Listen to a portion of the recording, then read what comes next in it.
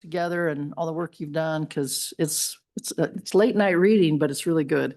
So we'll start off with Ms. Hytrek. She's going to talk a little bit about House Bill 65, which was a bill we looked at last year. We did some tweaking of it, and I'm sure she's got some more information for us today.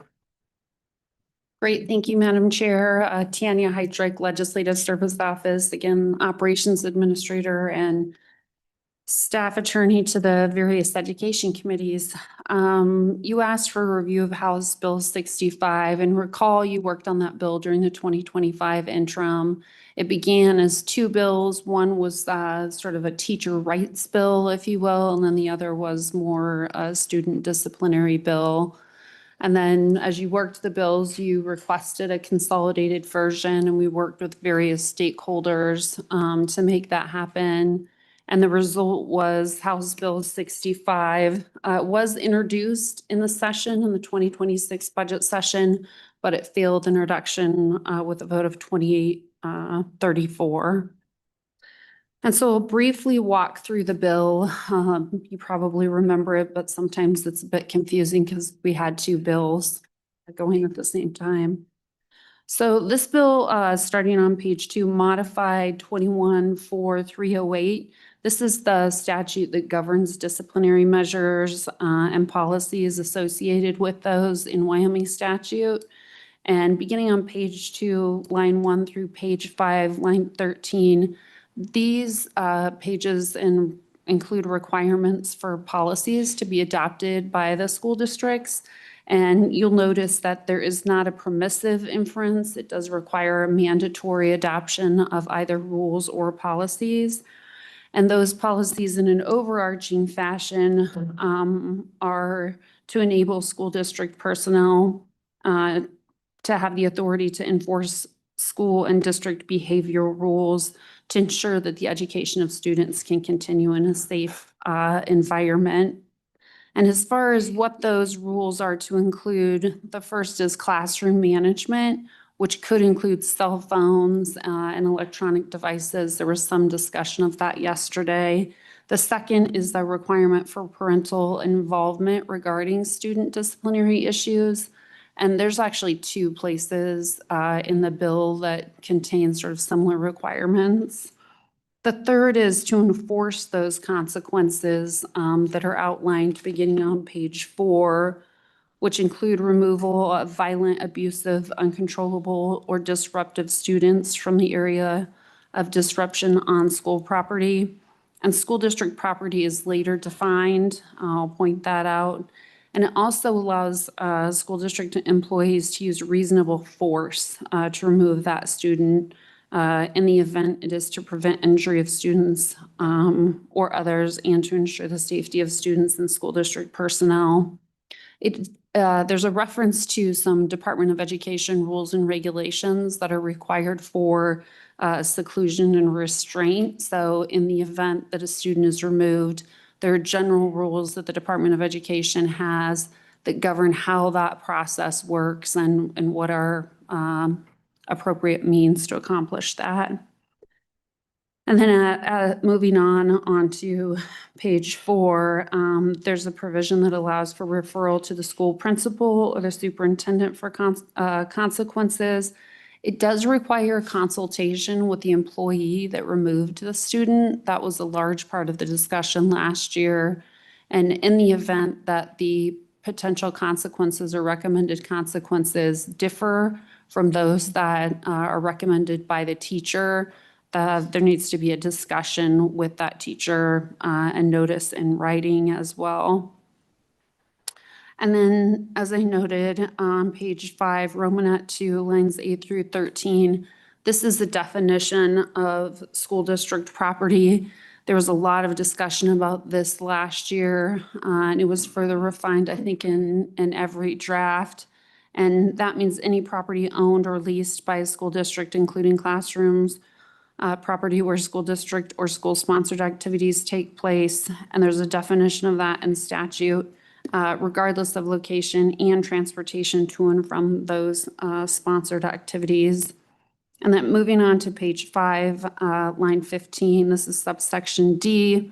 This identifies potential consequences additional potential consequences, which include placing that students in an alternative classroom.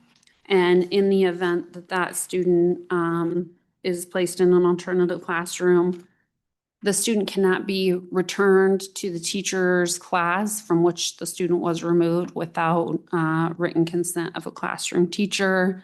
It includes in-school suspension, exclusion from participation and attendance of school-sponsored activities, including things like football games or other co-curricular or extracurricular activities. And then finally, suspension and expulsion in accordance with Wyoming Statute 21-4-305 and 306. You'll recall there are very specific requirements associated with suspension and expulsion that include some administrative proceeding requirements as well as notice and a timeline. And then moving on, page 6, lines 14 through 18, this is subsection E. This mandates that in the event school district personnel needs assistance, other school district employees are required to assist that employee. And it also specifically identifies school principal. And there was a lot of discussion. I think there initially it had immediately in that provision, and now it reads reasonably practical. Subsection F, this is a high-level professional development requirement to ensure that students receive a high-quality, adequate education in kindergarten through grade 12. It also requires that school district employees have input on those professional development requirements. And subsection G contains mandatory reporting requirement for school district personnel in the event an employee who knows or has reasonable suspicion to believe that a person has committed or may commit a violent crime on school property is required to report that to the principal or the school district superintendent. There's also a safety valve there in the event the teacher reports it in good faith. The school is required to support the actions and defend that reporting employee. Subsection H on the bottom of page 7. This requires that the Board of Trustees take reasonable steps to ensure the safety of students in the event that violence is likely to occur on school district property. And then subsection J on the bottom of page 7, line 21.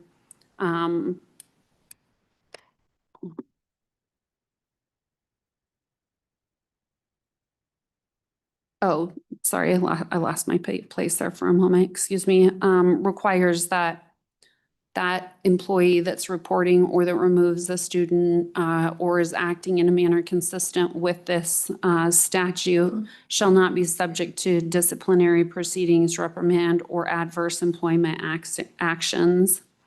Subsection K on page 8, this is the provision I referenced earlier that may be somewhat duplicative with the prior involvement of parents, and this requires that the written notice is given to the parents and also they're required to be consulted with in the imposition of disciplinary proceedings.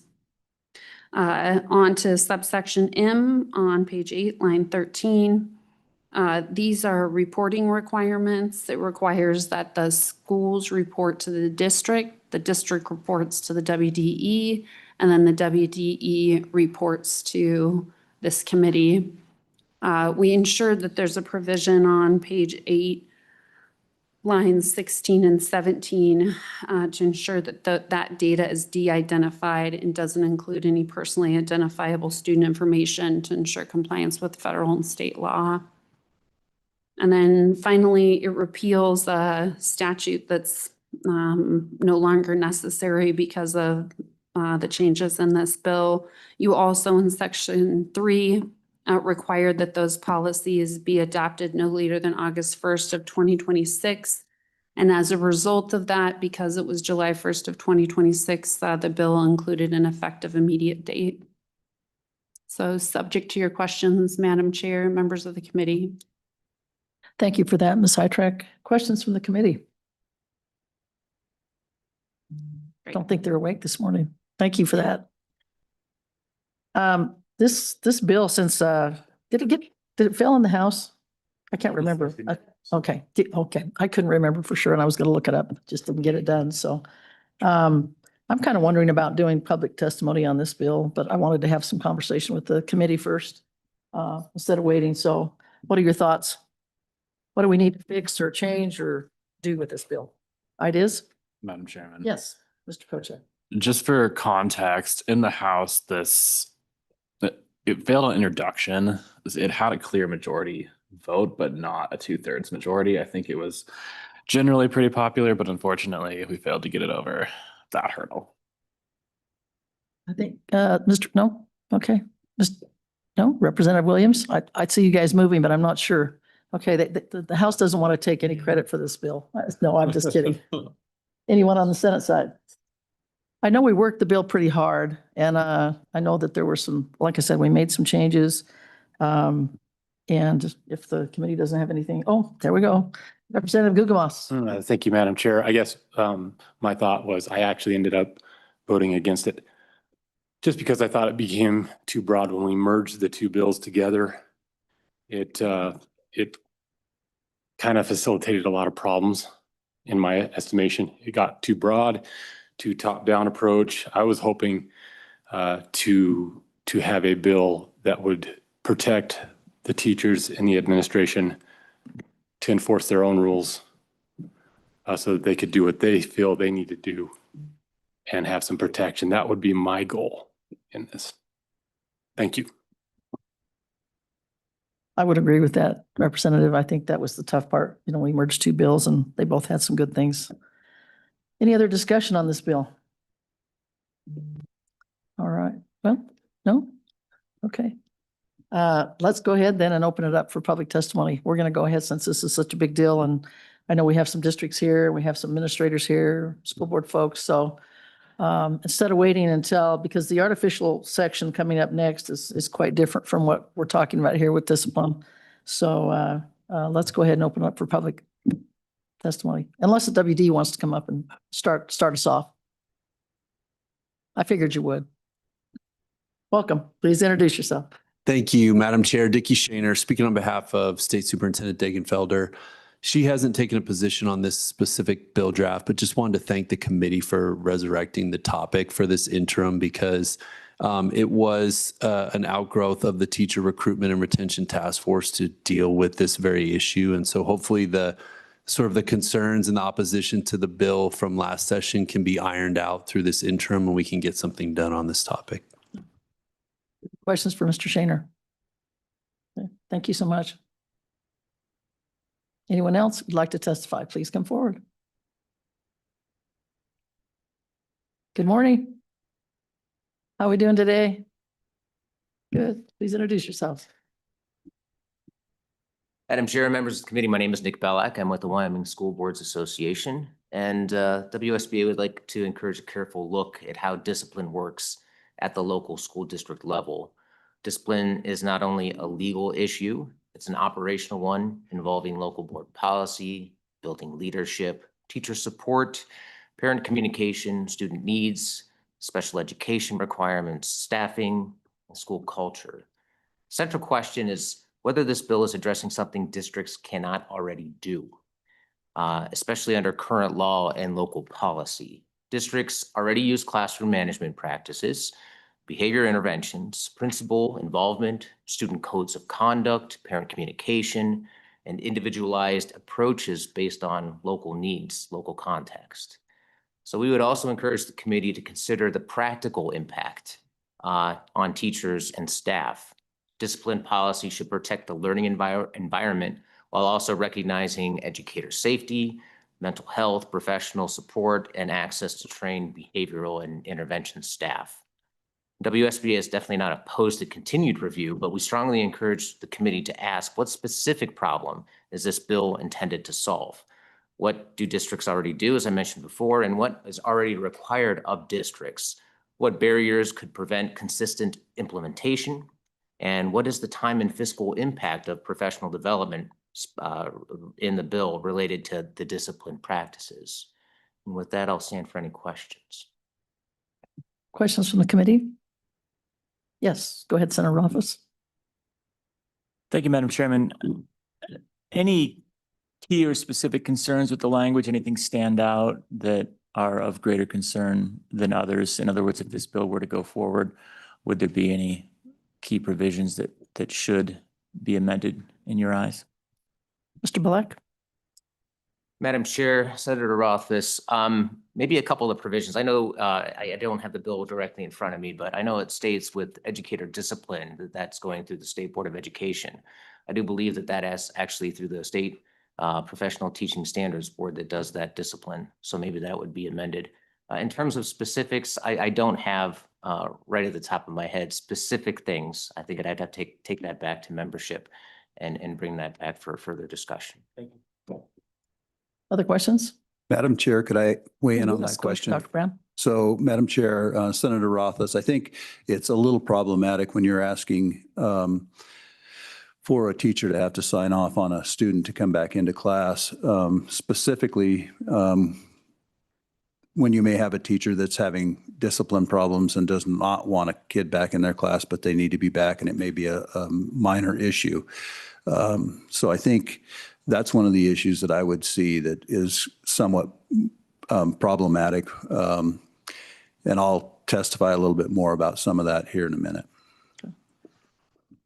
Other questions? Okay, thank you.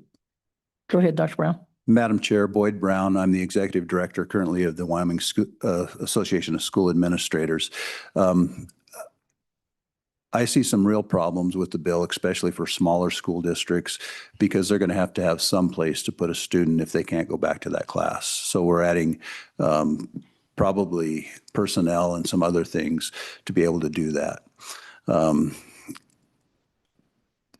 In my tenure being an administrator in a building and also being a superintendent, I've seen issues where students need to have specific discipline to be able to get back into class. We've put behavior plans together for students. I think it needs to be a tiered approach rather than if a student is kicked out. I can tell you that I've had students get kicked out of class for not having a pencil in math class because they had a pen or something like that. In my opinion, that shouldn't be something that a teacher should be able to require somebody to get back in. I've also seen on the other side of that where a teacher does not like a student and they're just a little bit disruptive and the teachers kick them out. And that shouldn't be something where a teacher does that. Students on the other side, we move students out of class for many reasons. We've had teachers in different times that have been threatened by students or students and their parents, and we've had to move them out of those classes. But the issues are always much more complex, it seems like, than just having a one-stop shop. I think it really is an issue that needs to be dealt with at the local level. If we have administrators that aren't dealing with the student discipline appropriately, they're not putting a plan together, that should be dealt with at the local level. The legislature is not going to be able to met out any discipline to that administrator. So I think it's much more complex than just trying to say if a student gets kicked out of class, they have to get put back in there. Currently, every school district that I've been in, and I can't think of one that doesn't, they have a discipline matrix that they already use, and they follow that tiered approach to deal with students. So I think that's an important thing to remember. If that needs to be tweaked, I think it needs to be tweaked at that local level. Teachers need to get together with their administrators and their school boards to get it taken care of. In the 3 districts that I've been in, all of the discipline matrix were informed of the board. They're usually administrative regulation and not board policy, but in each one that I was at, all of the student matrices for all the schools were sent to the board so that they could see what was going to happen with students based on what happened in each discipline situation. So I think it's tough to legislate that this has to happen. I think that, I think if you want districts to do something different there, I think that I would say that they need to make sure that they have a tiered approach to dealing with discipline issues, that, and we have every ability, just like Mr. Balak said, that we can do everything that's in this already. It doesn't preclude any district from doing anything that's in the law. So again, I would be happy to work with a group to try to maybe tweak some of this, but I think there are some real issues with it, and it really is a issue that can't be solved from the legislature, in my opinion. It has to be solved at that local level, working with the individuals that are working with students, working with the individuals that are working with teachers. And with that, I'll take questions. Questions for Dr. Brown? Yes, go ahead. Thank you, Madam Chairman. Boyd, you were here obviously for all the discussion last year, and it seems that there is a concern related to discipline being problematic and teachers not being able to spend as much time focused on teaching as classroom management. So there was a concern here we were asked to address. I was concerned with this bill. I think you're concerned with this bill, and I'm pretty sure I voted against it when it was in committee last year. But that doesn't mean there isn't a concern that we need to address. I feel like we need to find a way to be surgical and figure out what can the legislature do to empower districts to make decisions that help teachers. What is that? What can we be doing that is useful? This bill does seem like it's big, clunky, onerous, and I think we've missed with it. But that doesn't mean we shouldn't do something because there seems to be a need. Yeah, and again, I think some of the things that happen through recalibration may help, having people that can manage some of that discipline stuff. I would tell you that I've been in an elementary classroom where a student was throwing desks and having a meltdown, and we had to move the class out and take care of the student. So there are times whenever that is. That's not the norm usually, but I think just stating that you're going to support the districts and being able to deal with that. There's the whole side of the federal laws and special education that gets in the road of that sometimes, because you cannot remove a student from the least restrictive environment without having multidisciplinary team meetings. So I think it's not one size fits all, and it is different for different kids at different times. Again, I think just stating that you support how districts want to move forward with trying to deal with those situations gives boards and administrators a feeling that there is some support out there if they go forward. Frequently, you wind up in litigation situations over discipline as well, student hearings at the board level whenever it gets to that level. But it doesn't get to that level until you kind of go through that tiered approach. And I think just making sure that boards and administrators and teachers feel that they have the support of the legislature if they have to go forward that far. Other questions from the committee? Yes, Representative Guggemos. Thank you, Madam Chair. What do you think about us giving more broad direction as far as if there is a disruptive student, that the districts ensure that the other classmates don't suffer? Basically just saying, do whatever you need to do in order so that the other students can keep learning, and then deal with the problem student however you see fit. But the other students need to stay in the classroom and keep learning. What do you think about something like that? Dr. Brown? Madam Chair, Representative Guggemos, I really appreciate that and like that. But like I've said, there are times when you, without stomping on a student's rights, you can't definitely deal with that one student without worrying about the safety of the other students. And sometimes you have to move those students out. But the effort is always to try to keep the classroom as safe as possible and to move forward with taking care of keeping education going. And sometimes it takes a little bit to be able to get back into that education mode, and you have to have sometimes, depending on the age levels, conversations with those students about where you're at. It has to be very careful because students sometimes feel like it isn't fair. But like I said earlier, there are federal statutes out there that we can't trump either. Other questions? Representative, excuse me, Mr. Co-Chair. Thank you, Madam Chairwoman.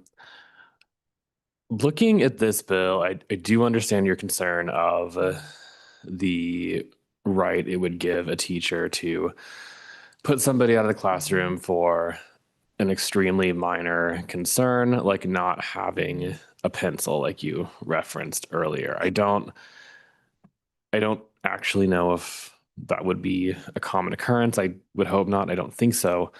But if you were to look at this particular bill in its current form, would you add any particular language to try to put a sideboard on that, a protection against those extremely small petty instances that you're referencing?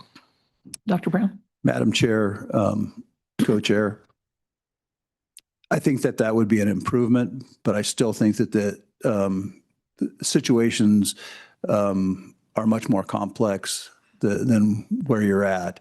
And it has to be a tiered system. It can't be a one shot and the kid never comes back. I think that trying to develop that relationship, teachers still have to have those relationships with kids. Kids still have to have those relationships with adults. They have to learn that they have to repair relationships at different times. So I would see that as an improvement, but I don't see it fixing everything with the bill.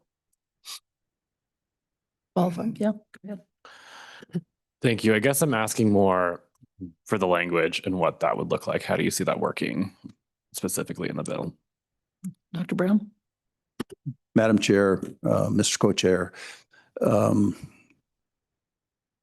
think trying to put specific language in there that you would have to follow your tiered discipline prior to a student being removed from a classroom. Follow up? As I read the bill, I believe that would still be workable for the school district, because the school district, we don't prescribe a discipline policy. We require the district to have one. Do you see the bill as not, I mean, I think that would be allowed under the language of the bill to require them to follow the tiered system. And if not, what exactly in the bill is preventing that? Can you point? I mean, I'm happy to fix that, I suppose, but I need to know where it is. Dr. Brown? Madam Chair, Mr. Co-Chair, I believe that the language where a teacher has to sign off for a student to get back in gives them carte blanche, excuse me, carte blanche to keep a kid out of their class. It doesn't say that they have to follow their discipline matrix prior to a teacher having to sign off or anything like that. Okay, other questions? I think Mr. Co-Chair brings up a good point. I think there's some things in here that, again, this was high on many of the teachers' lists. Besides teacher salaries, last year was discipline, some help with that. And so I also agree with the good senator from Albany County that I think the bill ended up being a little maybe clunky. I don't know if that's really a word. Is it a word? Okay. And, but I think there's some good things in there. I'm wondering, Dr. Brown, if you and maybe some other stakeholders would be interested in maybe working with us with the subcommittee to try and maybe clean up a few of those areas that you have some issues with and still keeping the intent of the bill, which is to protect our teachers so they feel like they have a safe environment and support from administration. So would that be something you might be interested in? Madam Chair, I'd be happy to help with it, and I'd be happy to get some other superintendents and possibly some teachers or building administrators together to work on it. Yes, ma'am. Thank you. Anything else? Okay. Thank you very much for your testimony. Appreciate it. Welcome. Please introduce yourself. Madam Chairwoman, members of the committee, Tate Mullen, Government Relations Director for the Wyoming Education Association. I'd just like to thank my colleagues for their testimony testimony because we share a lot of those same concerns and the realities on the ground. But at the same time, to Senator Rothfuss's point, this was an issue and an issue that we are still hearing from our teachers today, that there is concern about the level, severity, and frequency of behaviors within a classroom, the disruption that causes to not just that student's learning, but every other student's learning. There are physical assaults on our teachers. So there's a safety concern for them.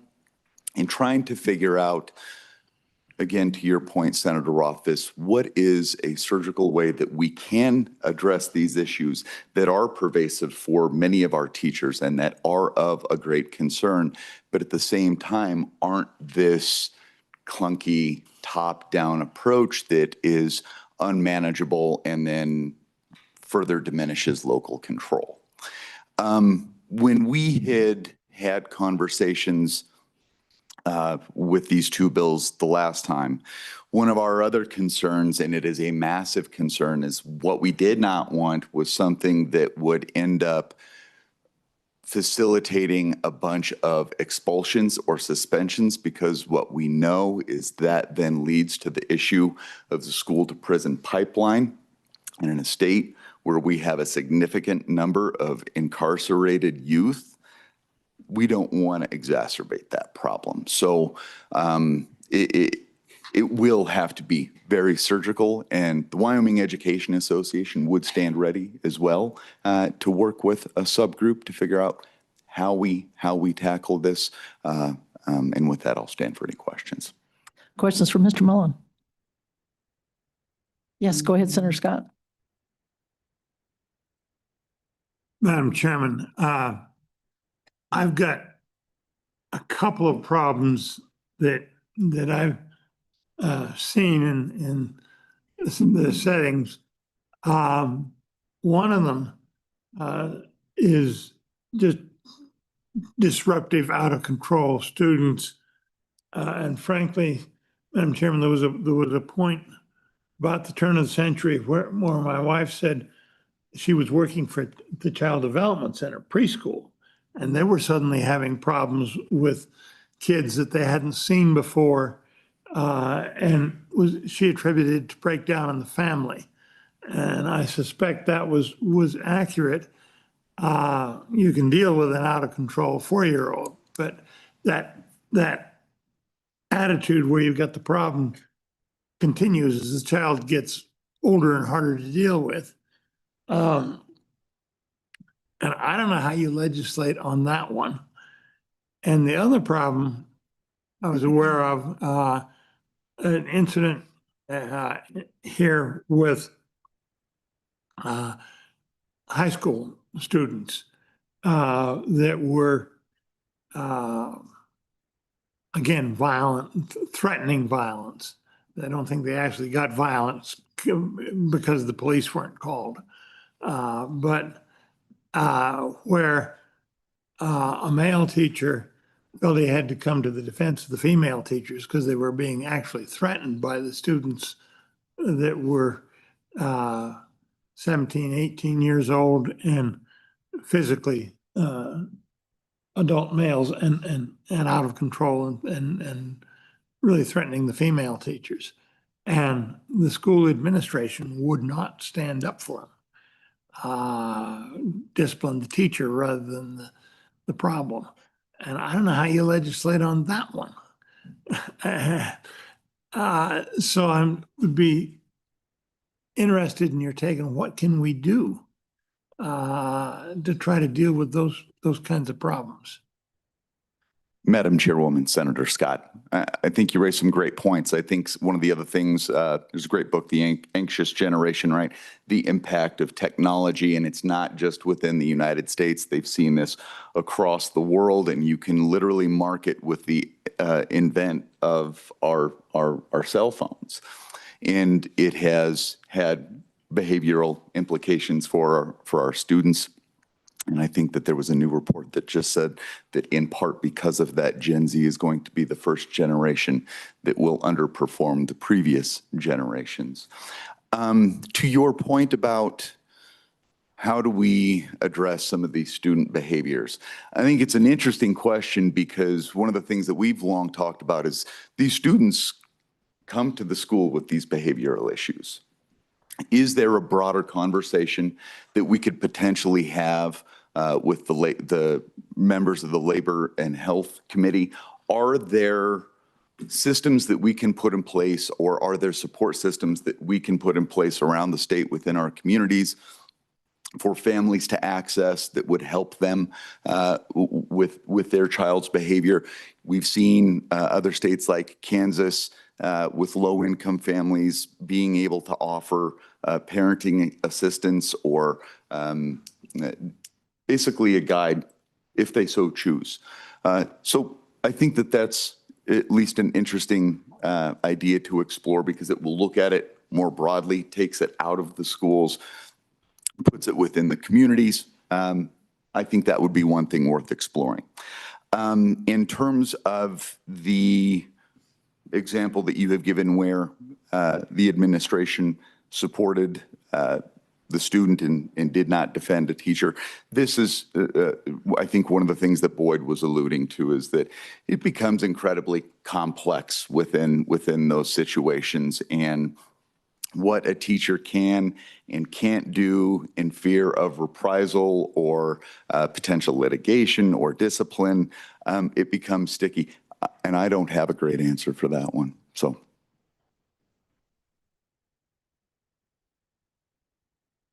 I have a question. Yes, Senator Rothfuss.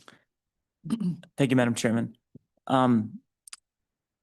Getting to the specifics there of the things that we can and should do here.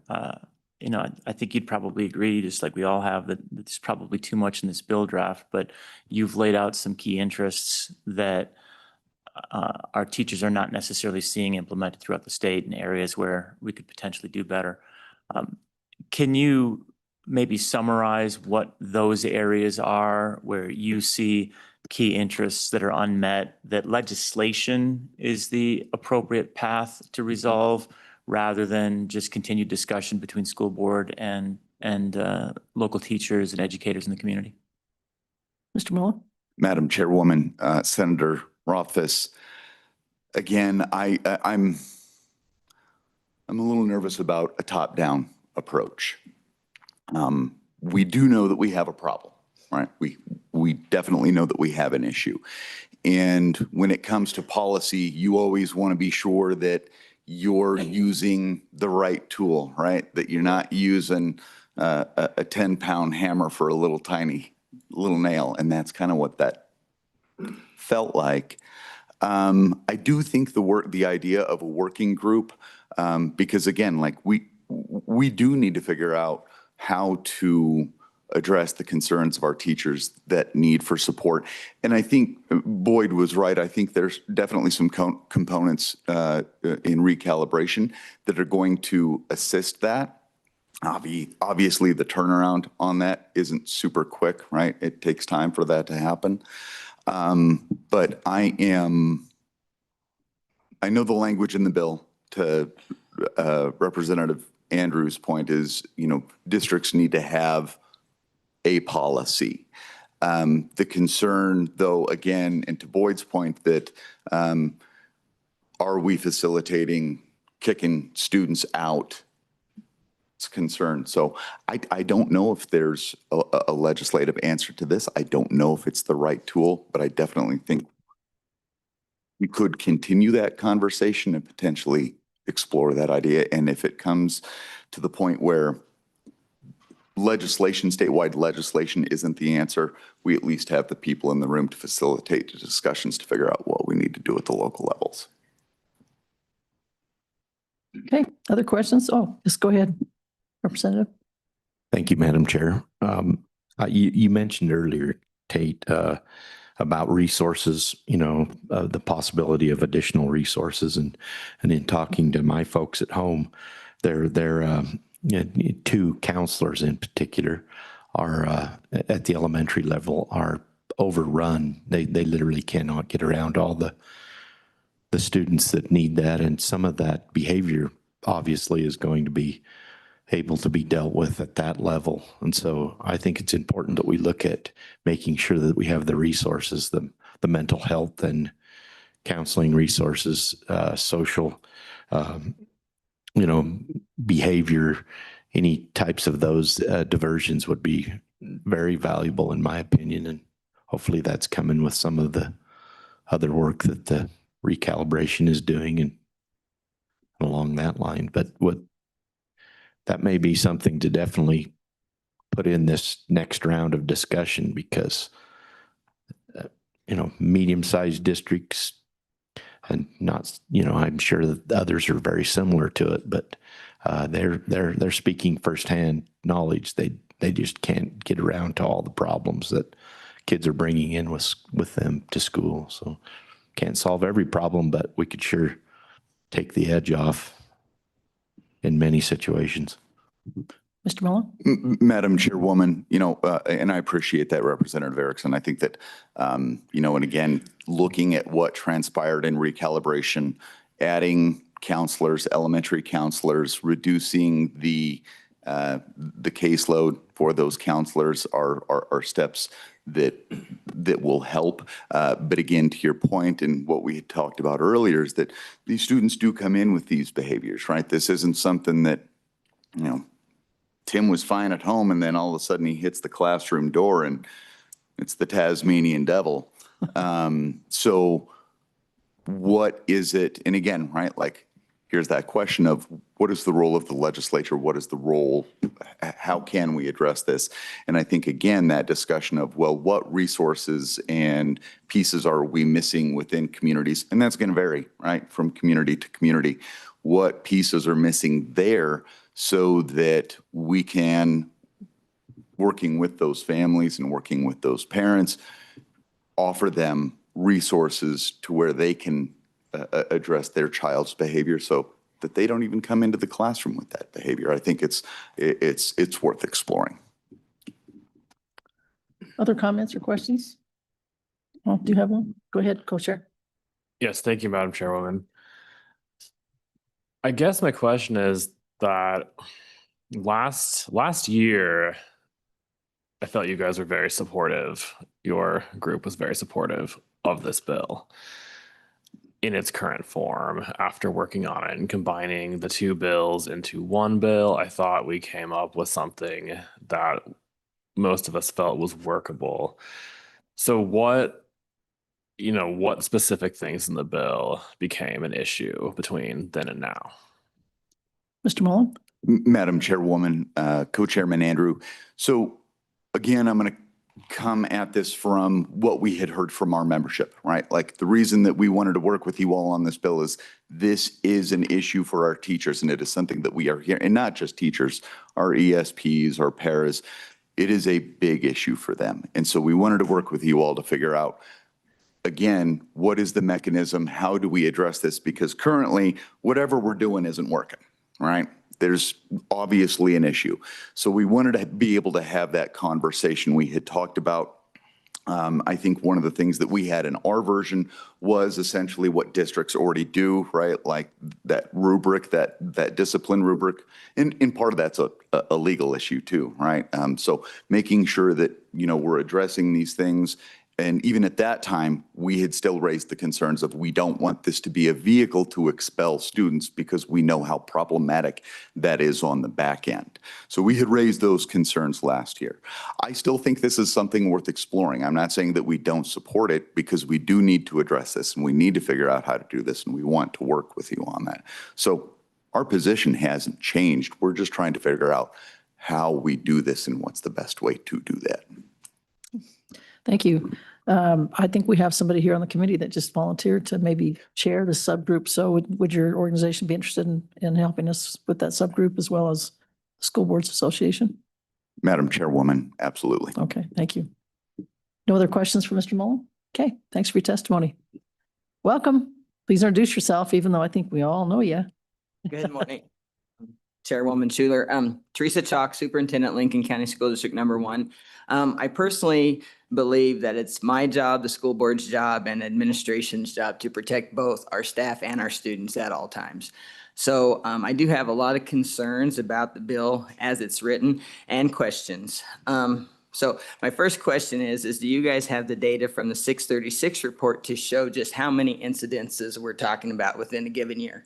Because we already have to report that on the 636. So are we looking at a new report or are we just adding to this current report? I don't know if Vicki has that information or not, but I'm curious to know what that is because when statements are made that whatever we're doing isn't working, I would disagree with that. We have pockets of problems, but we don't have widespread problems. And we need school boards, superintendents, and administration to implement the policies they have on the books to protect their teachers and their students.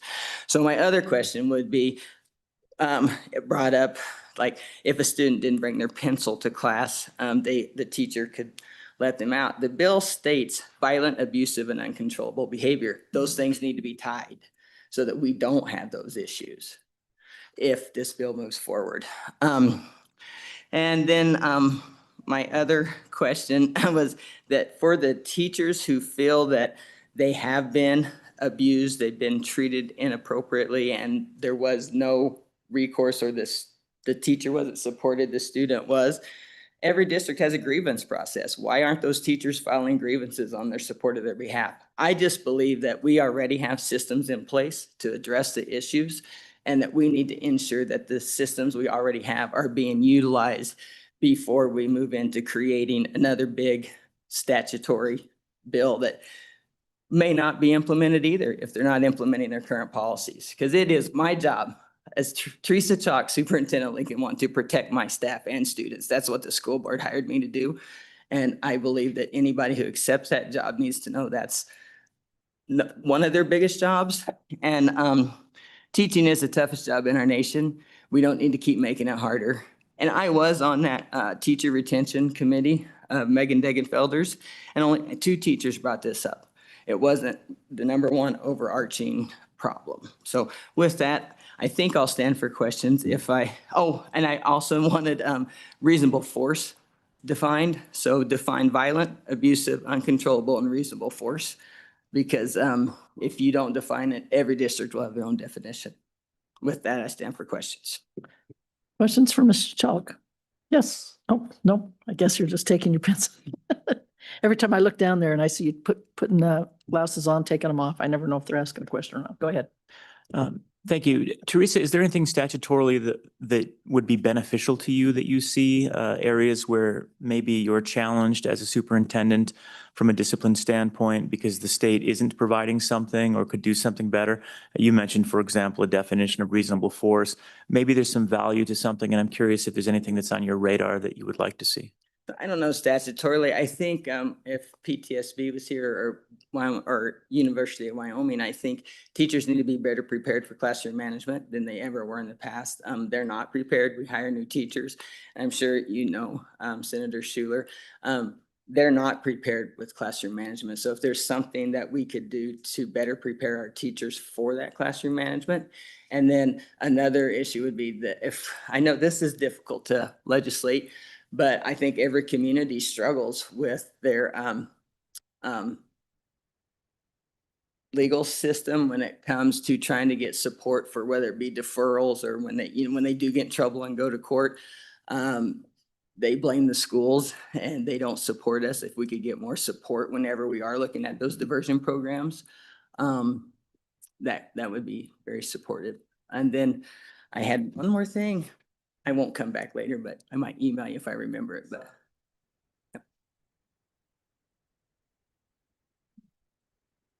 Thank you, Madam Chairman. Thank you so much for being here and for bringing us your thoughts. I appreciate that we do have things in place and maybe we need to follow some of those things in place.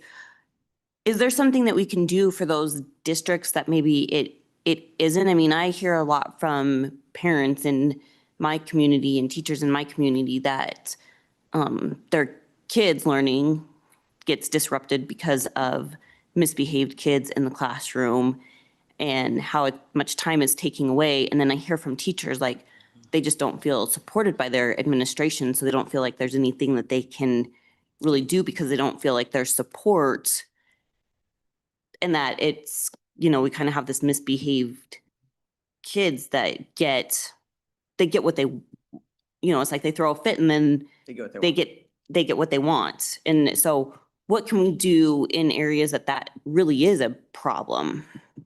Chairwoman Shooter, Senator Brennan. I think that there's like federal law was mentioned earlier, like there's contradictions. So this is old school, Teresa Chalk. The law says that you have the right to an education in the least restrictive environment until your behavior impedes the rights of others. And we need to educate our administrators, principals, superintendents, and boards that law is still in effect.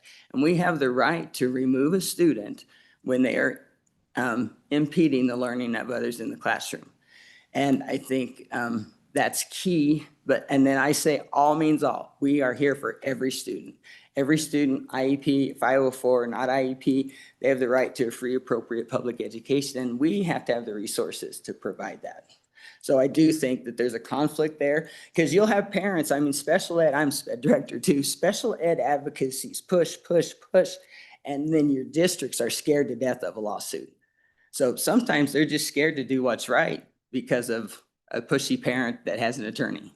So if we could support in that somehow, that would be excellent. Senator Rothfuss? Follow up, how would we support that? What could we do? I think that could be part of your legislation is to reinforce what federal law is, that you do have the right. So don't be scared to enact the laws that are on the books because they are, a lot of them are. That is one thing I do get called on a lot as a superintendent sped director is sped discipline. People are afraid to, I'm not afraid. Don't take me on the challenge on this, but I'm not afraid to do what's right for the kid within the bounds of the law. And a lot of people are. Mr. Co-Chair? Thank you, Madam Chairwoman. I understand that this is already within the bounds of the law, but I guess what we are being told is happening is that,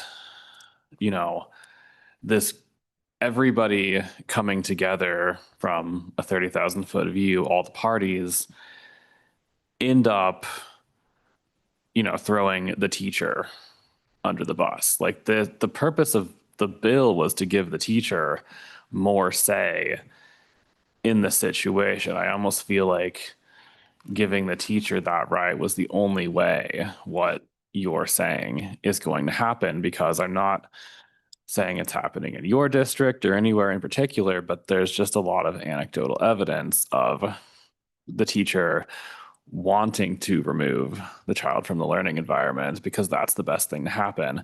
And they are not being supported on that. So, with the view of the whole state and what may or may not be happening, should teachers have the right to remove a disruptive student, even if their administration isn't necessarily supportive of that decision, particularly if it's a case where it should happen rather than something small like forgetting a pencil.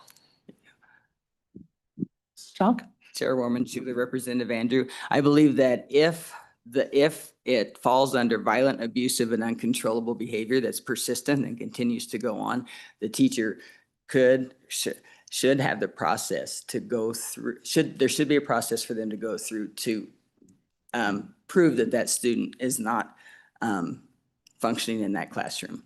But I don't think they should have just the white flag to say, I'm done with this kid, throw it out. I believe there needs to be a process attached to that, not just this kid can't be in my room anymore. And then there should be an appeal that the school district should go to say whether or not that teacher, yep, we're going to honor that. We're going to change classroom. We're going to find a behavior classroom, whatever. But I don't think any human being, even the superintendent standalone, should be able to say this kid's expelled. That's why we have school boards. That's why we have processes. It's not one person that has that right.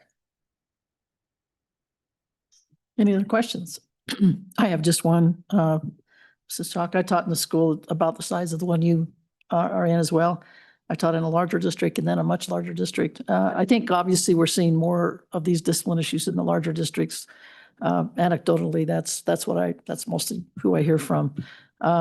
But I think Dr. Brown brought up a good point. Do you feel like in the smaller districts, if you do have a violent situation and you have to, a teacher needs to remove that person, do you feel like that you have the staff to be able to handle that, them being someplace else or being, handled? I mean, I just kind of wonder. I don't know if that needs, Well, I just was interesting that he brought that up. So, well, Chairwoman Schuler, in Lincoln 1, if you're out of school suspended, you come to my office. So we don't have, I do not believe in out of school suspension. I believe it supports the school to prison pipeline. I believe that if there are students who do everything they can to be sent home, because at home they get to do whatever they want. So in my district, they come to my office and they get to sit in the boardroom. But so outside of that, no, I don't think a lot of people, and it's not just me, my administrative assistant, I've got like 4 people in my building that we keep those students. But again, we're here for all students, and I need to protect the student and the teacher, and we have to figure out ways to do that. And I know I'm not trying to be tongue in cheek here, but the question back in the galley was, well, is this support in the silo? Like, could we fund it, because SROs is still being a topic too, right? And I think SROs could help districts do this. I have heard horror stories from larger districts myself. And I believe it doesn't matter how large or small the system is, you should have good people in place to make sure right things are happening. okay, thank you. I don't think I'd want to sit in your office either, but thanks. Thanks for your testimony. Okay, welcome. Thank you. Appreciate it. Good Introduce morning, yourself, Senator please. Schuler, Chairwoman Schuler. My name is Fred Hollingshead, and I am the director of the Cowboy State Virtual Academy in Sheridan 1 up in Ranchester. And so my interest typically today would be for probably what's coming in a little bit. I'm actually not sure how many school administrators are in the room right now. And admittedly, I'm 5 years now removed from being in an actual building in our state as a school administrator. But previously to being at the CSVA, I was an assistant principal in one of our state's largest high schools. And I dealt with, I think, a lot of the behaviors that we've been talking about firsthand. And I was here for a lot of the interim, if not all of the interim sessions last year. And I watched everything that we did during the legislative session online for this past spring. And I've been paying very close attention to this bill. And I guess I'm just thinking, and finally, I feel like in the last maybe 30 minutes or so, I'm getting my head wrapped around the problem that we're trying to solve. And I guess I still have a few questions. I heard last year from many of you, and I've heard already this morning, that you're hearing from teachers. You've heard from a number of teachers. You've heard about these number of instances. And I keep thinking, I'm not really sure what that number is. And I'm reflecting on the fact that, is this a very vocal, small minority that we're trying to develop a very large legislative top-down approach to solve what might be a very small problem in the state? I probably need numbers from Dickie and WDE, but I'm thinking we have, 350 schools in the state, 7,000 teachers maybe, somewhere in there. And how many teachers are coming to you out of the 7,000? Is it 50 combined out of the committee? Is it 100? Regardless, it still may be a small minority. I'm curious where the teachers are at. Are they mostly from the same schools, the same districts? So are we talking about a small area of the state that we're really trying to solve an issue for? And perhaps, and we've heard it, swinging the 10-pound hammer for the small nail. I'm just trying to think what the bill is trying to accomplish. And your questions that you have repeatedly asked so far this morning is, what language in the bill are you unhappy with? What else could we do as a committee to try to solve the issue? And so then I go back, and my counter question would be, again, what issue are we trying to solve? And if I can try to articulate what I've heard, I think we're trying to solve the issue when teachers have the violent or very disruptive student that they feel they're not being supported for. And so it sounds to me, or it reads to me in the bill, that the solution that we currently have legislatively is to propose empowering all school district staff members to solve the problem. When really, if the complaint is we have some administrators that are not being supportive or not dealing with it, then maybe that's where the legislation should go. Not giving universal disciplinary control to everybody, but addressing where the administrators in our state are not being supportive. And maybe legislatively, that looks like mandated school discipline training. Maybe that's what you legislate, not providing control to everyone. Maybe if there's teachers in our state who don't feel like, and I appreciate Superintendent Chalk's point on there are systems and processes in place, and for many of us, those things work. I wonder where they're not working, and maybe we have a number of systems statewide that provide parents and even outside of education, other workers, other fields, industries, where there is a system to report uphill to the state, and the state can come in and provide support. Maybe we do it through rules rather than legislation, or the legislation is to enact rules that provide avenues for teachers to say to the WDE, hey, I'm very concerned. I've reported this in my district. I think my district needs support, or my administrator needs support. I don't know. Like again, with Superintendent Chalk, and I think of our superintendent, Dr. Jones, I know that they would want their employees to come to them if they feel like there's an administrator in their district that's not supportive of something that's happening, that's something so egregious that they would want to support their administrator in the districts. But if someone's not comfortable with that, then they should have another avenue that they can go to. Maybe that's the legislative approach, rather than just providing universal disciplinary control to every employee in a district. I think of the burden on the districts. What does this look like a year from now for all of the districts when we're trying to support all of our staff members through training that is currently a part of the bill that we would have to provide? It seems to be overkill.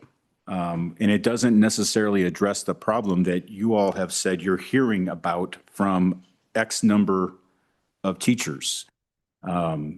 Whatever that number is, it doesn't seem to address the problem. Rather than mandate that we support our teachers, we just say, okay, well, since you guys can't support teachers, we're just going to let teachers do it. That goes around the actual root cause. And I think we've also heard there's a lot of reasons when we get to root causes that the kids are acting the way they're acting. I think it goes outside of education, and we're not here to solve those things, and we can't solve them all, and I get that.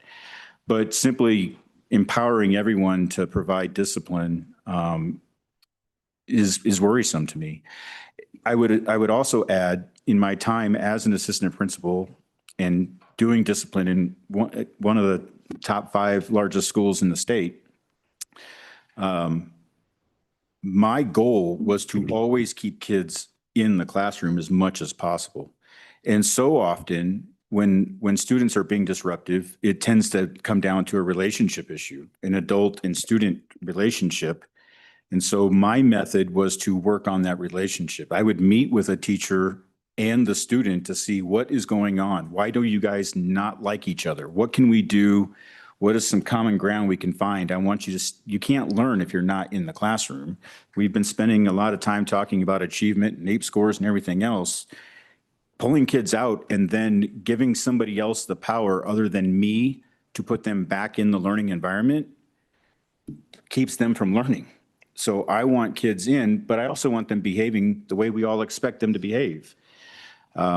But I don't want that power taken away from me. I still want to be able to work with the teacher and support the teachers, but I need to do that with kids in the classroom as much as possible. Sometimes there's reasons that they can't be in the classroom, but I also think about kind of going down this path of thinking.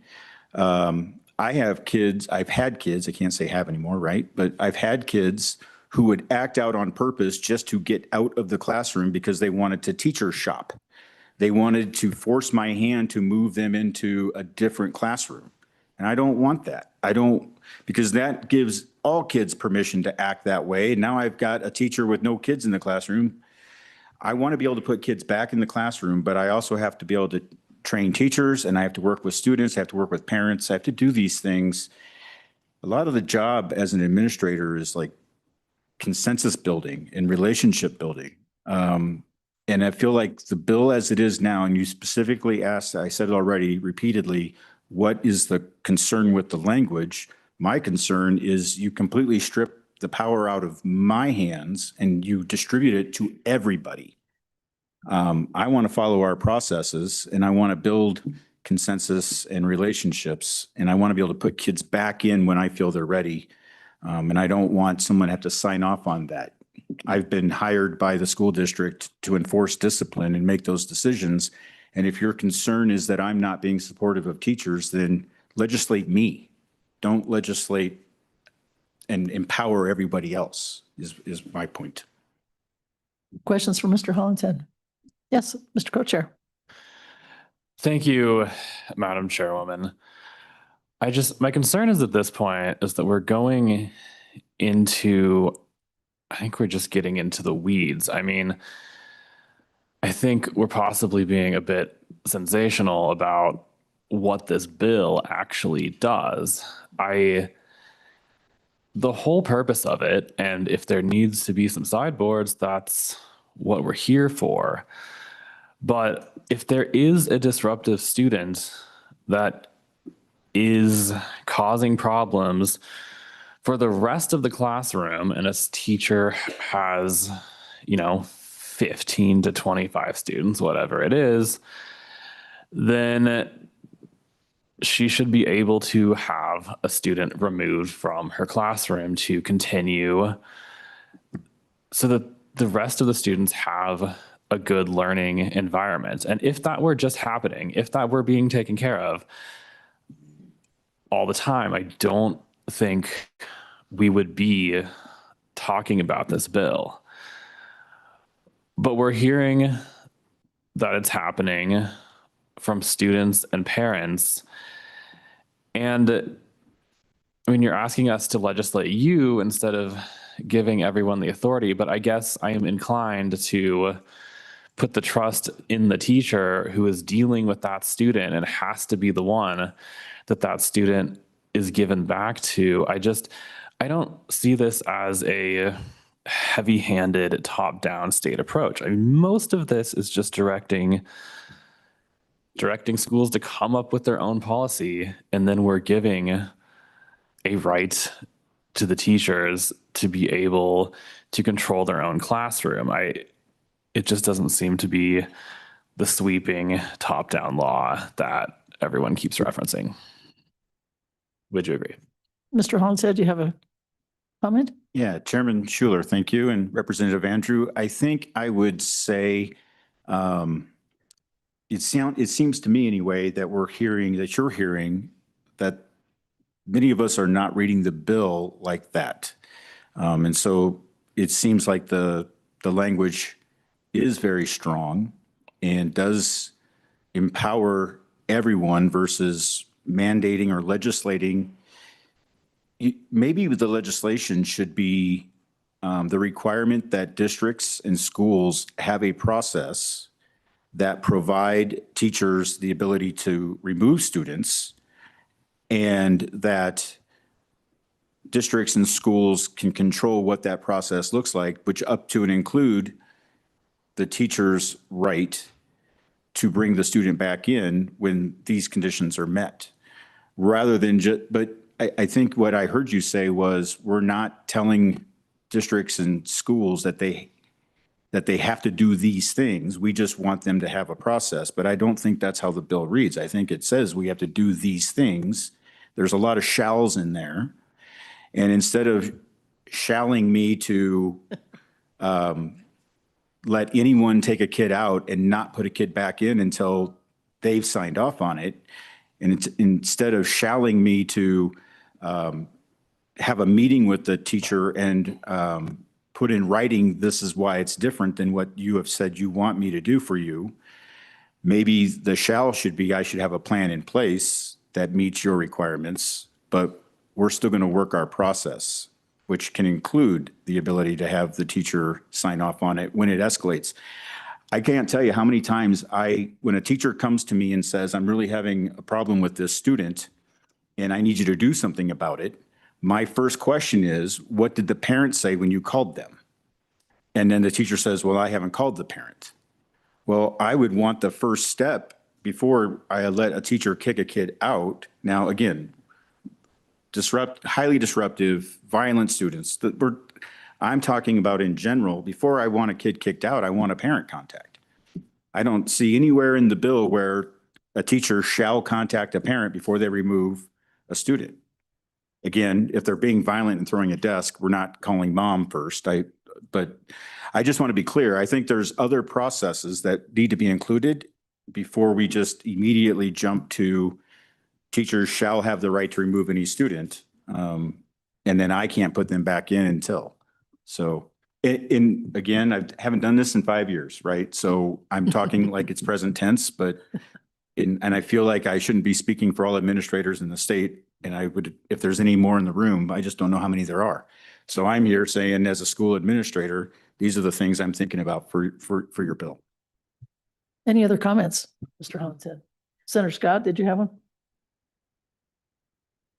Madam Chairman, it seems to me that we're trying to, where you have a competent school administration, it seems to me that they're able to deal with these kind of problems.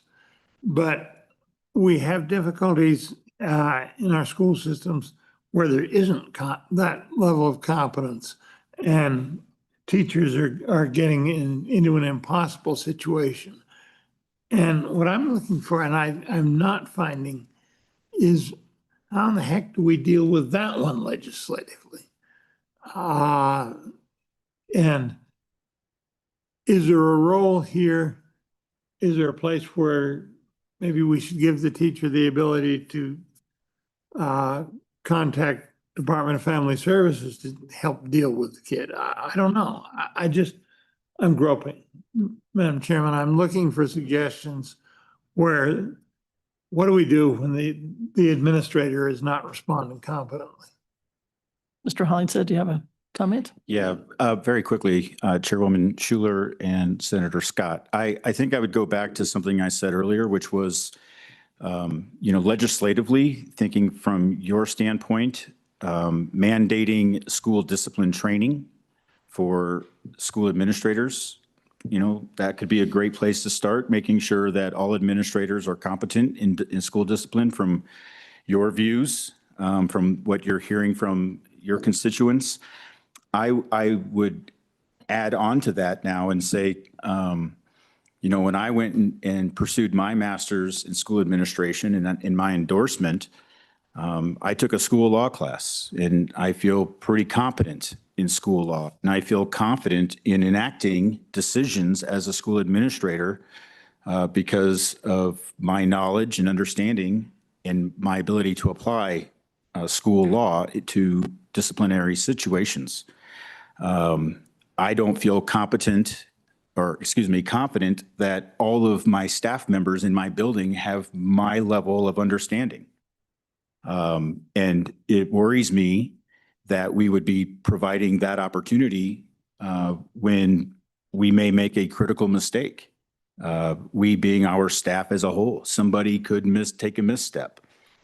And so I think, to your point, Senator Scott, I think ensuring that we have competent and confident school administrators in the state of Wyoming who can enforce school law appropriately, correctly, while enforcing school district policies is important. And so I would again bring you back to legislating me rather than circumventing me and empowering everybody else other than me. Like I want to feel empowered as well, that when I do make a decision, I won't end up in a lawsuit somewhere.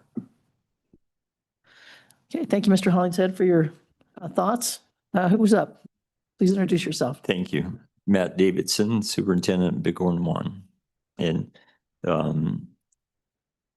I guess I would like to approach it a bit differently. Feels to me that this bill is like chopping the weeds out of the garden and then wondering next week why the weeds are all back in the garden. If you don't address the root of the problem, there's always going to be weeds, right? And I think there are reasons for the behaviors that we're seeing that are increasing. And many of these children have suffered different forms of trauma or experiences in their lives. They bring that to school and they're not sure how to deal with it. And often then they act out or refuse to comply. I guess I favor a more proactive approach that we talk about what Senator Scott mentioned a few minutes ago, the family. The problem starts at home, right? And let's look at having outreach coordinators for school districts so we can go into those homes right after birth and start working with families in helping prepare students to be successful in school. That would change literacy rates more than any literacy bill that you could pass. We offer parenting classes, no one will come. Let's legislate if your kid is having a series of behavior problems, you have to take a parenting class. For my wife and myself, that was the best thing we ever did as young parents, was to take a parenting class. We knew nothing, right? And it has to be a combination approach, I think. Let's explore. I just made a few notes as I was listening.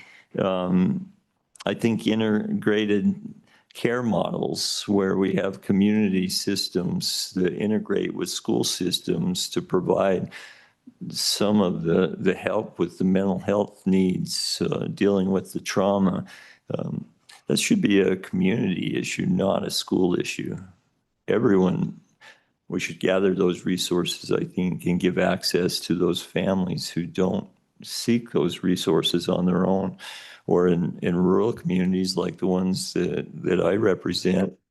We don't have those resources within the communities. And so families are having to drive distances to access, and many choose not to or cannot afford to.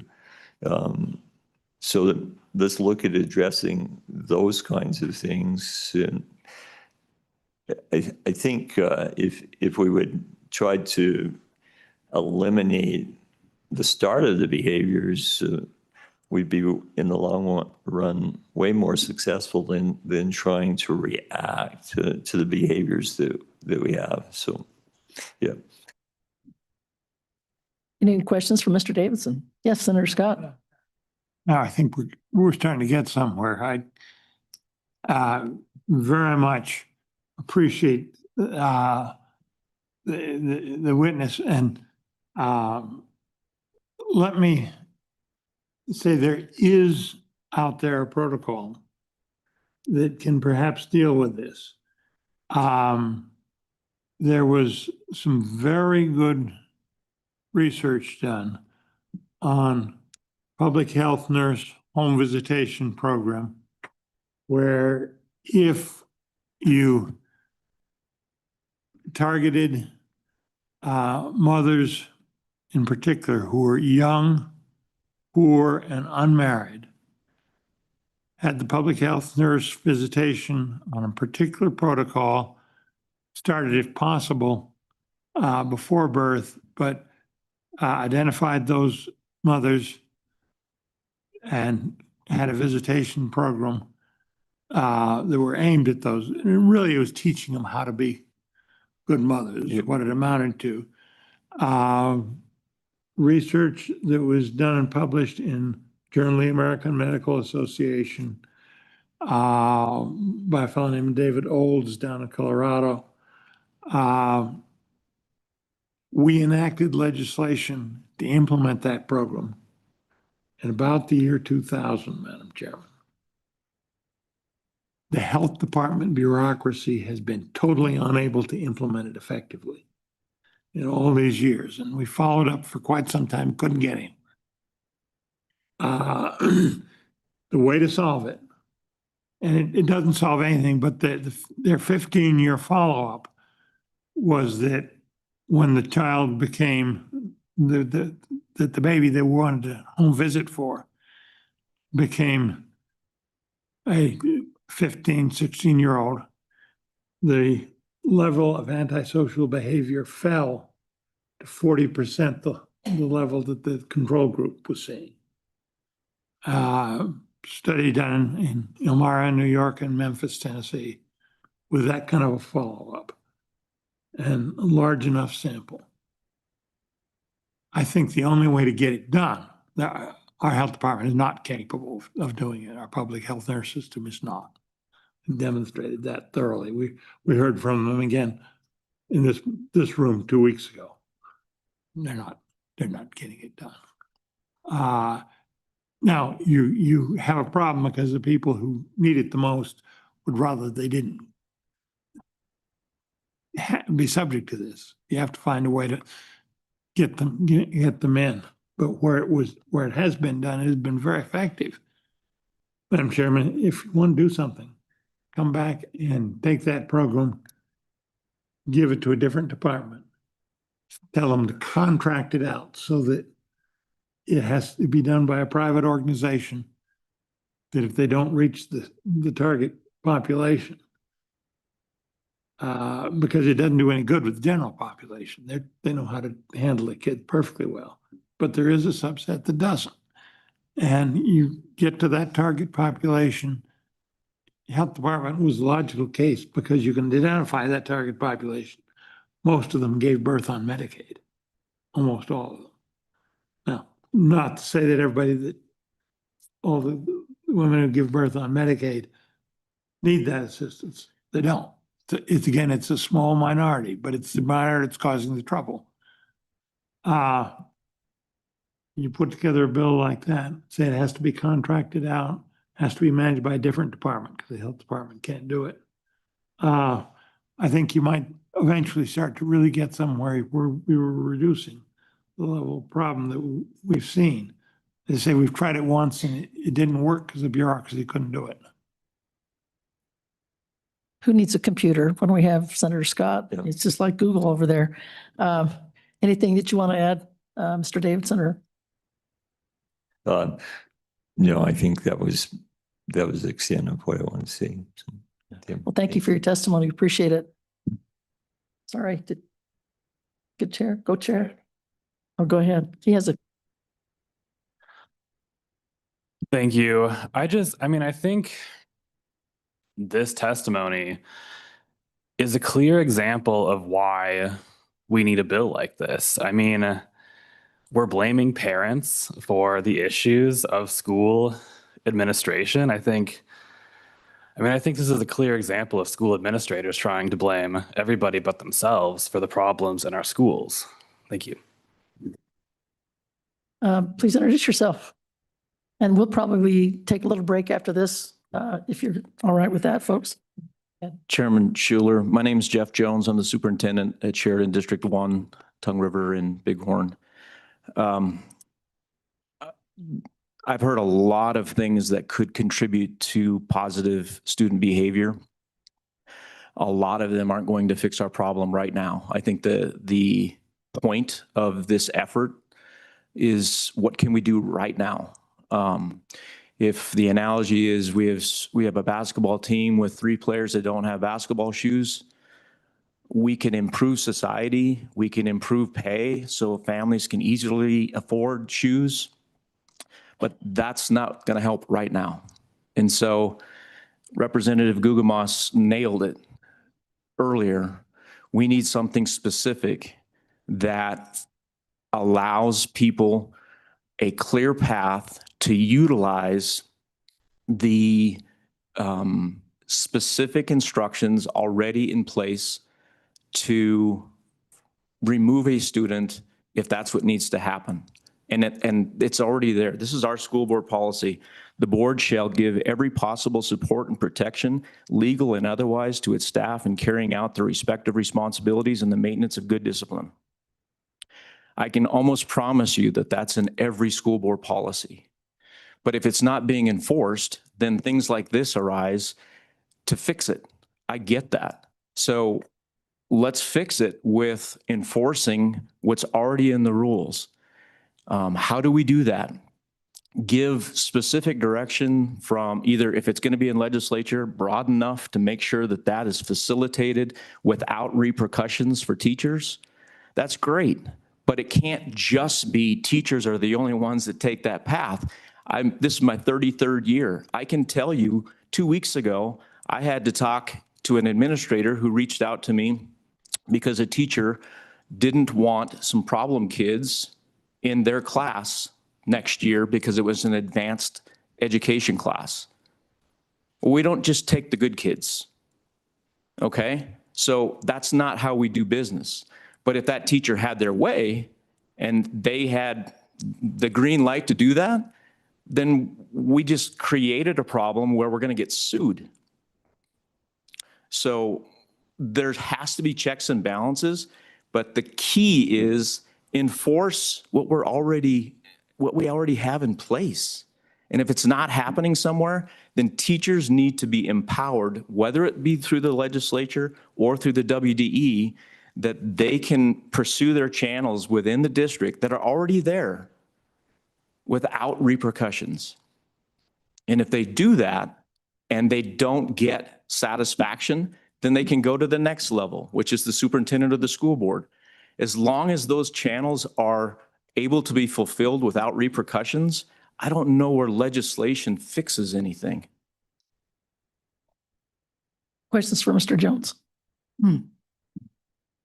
Some very good things to think about. Thank you very much. Oh, did you have a question? Go ahead, Senator. Questions, comment. I think he's exactly right too, because the remedy I was talking about with the previous speaker, that's a long-term fix. It will be a big help long-term if we could get it implemented right. But we have to do something right now. And the trouble is that, you know, your district is known to be a successful district, okay? The results that they get show it. There are districts in the state that are not successful. And that's where the problem, I think, really is. And how the heck do we legislatively deal with that, Madam Chairman? Madam Go Chairman, ahead, just Mr. a very quick response. Senator Scott, I think the Wyoming Department of Education is responsible for the oversight of school districts following through on board policy. So for me, if school districts aren't doing that, then the Department of Education should step in and say, these are things that we require that are fulfilled, just like they require other paths to be fulfilled when it comes to accreditation and all these things. I think that's the oversight. I wouldn't be opposed to a bill as long as it was very much like Representative Guggenbaugh said. Yes, go ahead, Representative Kelly, and then we'll go to Representative Erickson. Thank you, Madam Chair. So if I'm hearing this correctly, we very well likely throughout the districts may already have these policies already in writing, not being followed, not being enforced, that this can be addressed not yet by yet another layer of laws and litigation and more reporting to the superintendent and the Department of Education, but to have a proactive and involved superintendent following up on these reports and following up on this data to see where improvements can be made without bringing the legislature into it. Is that correct? Yeah, Chairman Schuler and Representative Kelly, yes, I would agree with that. But at the same time, to Representative Andrews' point, if a teacher, and I still call myself one because that's how I started out, if a teacher doesn't have the support they need, then there needs to be a path through the oversight that's already there So if they don't have the support in the district that they're in, what do they do then? Well, then they should be able to reach out to the oversight responsibility people, which is the Wyoming Department of Education, to fulfill that. That's already there. Follow up, or you? Thank you, good? Madam Chair. So it would make more sense for legislation to create a path for a teacher to be able to work with the WDE if the district was being non-responsive or non-cooperative. Mr. Jones? Yeah, Chairman Schuler and Representative Kelly, I would say that they would need to demonstrate that they've went through the processes already in place within their district. And assuming that they did that, and assuming they had the right intentions and they did everything that they were responsible to do in their district, and they didn't get the answer that they wanted, because it could be that maybe they're the problem. We're just making assumptions. But they went through the process and they didn't like the answer that they got. There has to be a path for that person who is in the right and just isn't being supported. And I feel like the Department of Education could provide a path for that person. We just can't blindly say the teacher's in the right, and so therefore they get the final call. That's not always the case. Representative Erickson, go ahead. Yes, thank you, Madam Chairwoman. I think we've come a long way in the last few speakers, and I would like to just reiterate a couple of points that Mr. Jones gave. I think the key is, and Representative Kelly mentioned this as well as Representative Gugemas, but it seems as if we need to focus more on utilizing specific current policy that's there, and maybe not look at the case that didn't happen. Like, I mean, we all heard how teachers weren't being heard in, and I'll just throw out Sweetwater or whatever. I mean, that was a big buzz during the legislative session, but that was one district that was, you know, kind of the bad apple in that case. And it seemed like we got all excited about that and what they didn't get done or what they did get done. And that kind of carried over to a lot of other policies that we're doing. So yeah, let's focus back and drill back and get down to the policies that you have, which all districts, I would assume, almost all, can't say ever all, but the majority of them have these in place. It's a matter of if they are being followed and if everyone has a voice. I have to use an example that from my district not very long ago, where a principal was bringing these kids in that would be removed, and one of them was being removed. One student got removed because it wasn't quite as bad as not having the pencil, but he refused to take his hoodie off, you know, his cap on his hoodie. And so that teacher had a lot of hard problems. And he kicked him out, went down to the office. They're like, okay, take your hoodie off and then you can go back in.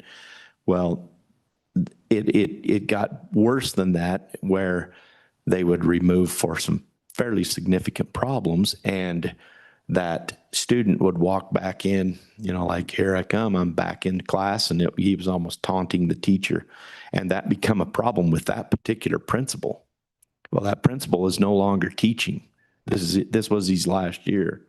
And that was a key contributor as to why he is no longer employed, because they did enact that policy that they had in place. And that teacher in other cases was heard and got what happened, and the administrator had to take the accountability for that, which I think is the process that we'd all like to see happen. But, and I don't see it hardly at all as administrators trying to push this off on somebody else for their bad behavior. I think it's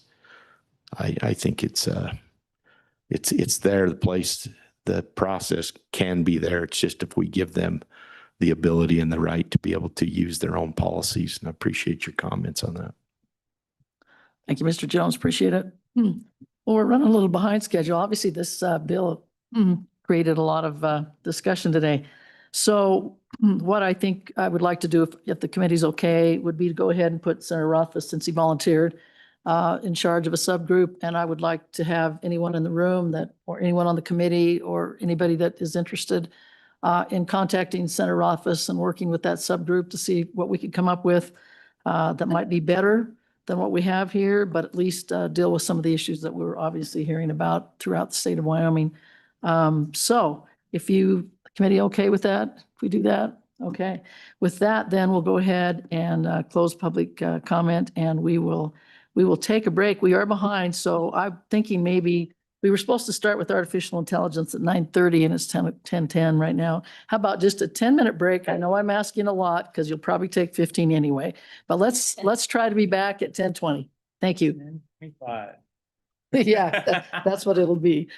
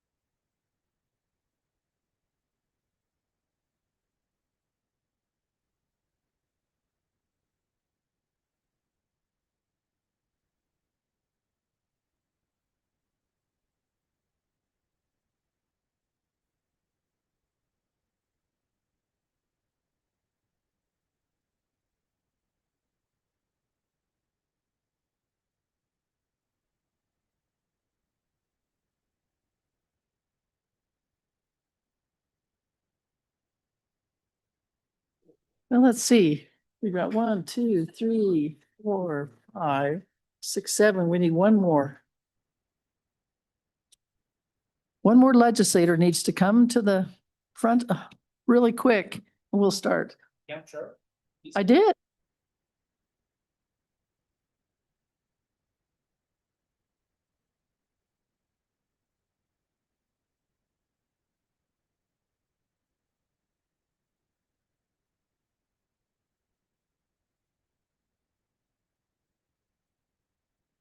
Are we back, Ashley? Okay. Well, not everyone is back. The House members are kind of sprinkling in little by little. Some of them are here. We appreciate those that are here. But we're a little behind schedule, so I'm going to try and get us headed in it's the House. They're coming in. We're going to go on with our next topic, which is artificial intelligence guidance. And we welcome Dickie Shaner, the Chief of Staff, the WDE, and he's got Nathan Tajeski here. And is it Stephen Priest? But I'll let you go ahead and introduce him because I just wanted to say Nathan's name because I couldn't say it last year. Did I do okay? So welcome. Thank you, Madam Chair. Dickie Shaner, Department of Ed, and I'm joined by Nathan Tajeski and Stephen Priest, who lead our AI efforts at the Department of Ed. And I want to start by just tooting their horn a little bit because they have really pushed us at the department to take this on as a primary priority and issue because of its importance and because of how rapidly it's evolving and integrating into everything we do. So I really want to compliment them. You know, we participated in some national networks and forums and things, and it's evident that we are ahead of the curve when it comes to state departments of education and trying to address AI, and that's credit to these two gentlemen. So we have a memo to talk about some different things, and I will kick it to them. But just sort of high level with AI, I try to look at it in two buckets, so to speak. The first is the now. You know, what do we have now? What are the policies we need to have in place? What sort of training do we need to give to school district staff? Now we're even talking about what sort of training, micro-credentials for students, even to talk about ethics. What is AI? How do you use it? And then, of course, all the vendors and tools that are out there for schools to be using right now, AI products on literacy tutoring to management of curriculum, everything under the sun now. And so it's a lot and it's happening quickly, and we're trying to do our best to help districts deal with that. But then in addition to the now, we also want to look for not just the near-term future, but long-term future. And what can we do now to sort of try to plan, predict for what AI will eventually do when you reach a level of sort of artificial general intelligence or this artificial super intelligence where it can do things that we can't even imagine it doing right now? What does that do to our K-12 system? And how do we prepare for it? And so we're starting to engage in that process as well as start talking about that future if it comes. What do we do? And that's, we refer to it as a scenario planning, strategic planning, and we're not quite there yet, but we are starting to think about that as well. So with that, Madam Chair, if I could hand it over to Nate Tajeski. Welcome. Thank you, Madam Chair. Nathan Tajeski, Chief Innovation Officer for the Wyoming Department of Ed. Believe it or not, AI is a hot topic, guys. I don't know if you've heard about it. But we've really looked at it two separate sides. What are we doing with the state and what are we doing with the department specifically?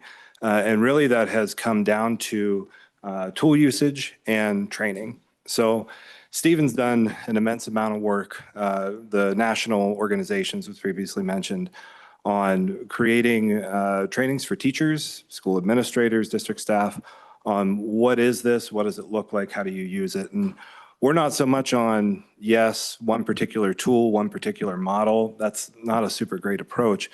We are on the side of like, be aware. There should be we should have a foundational level of knowledge of how does this actually work and what does it mean for us in the school systems.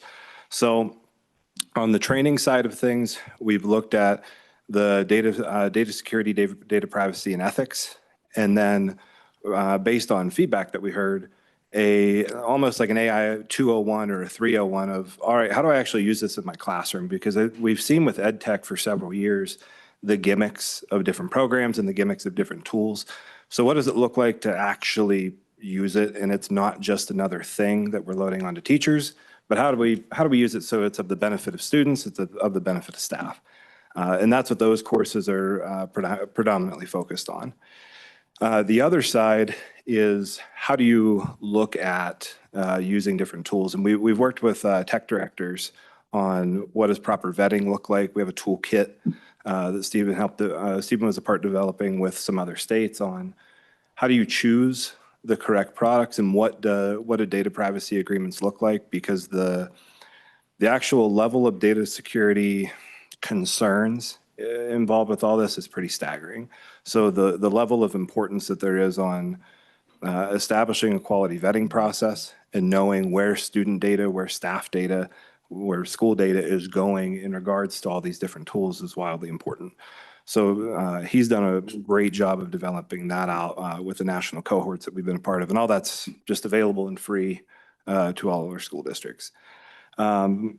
We're starting to bridge that gap with on the student side of not so much how do I put ChatGPT in front of a fifth grader, because that doesn't, it's not a great approach, but when the fifth grader goes home, they have access to it.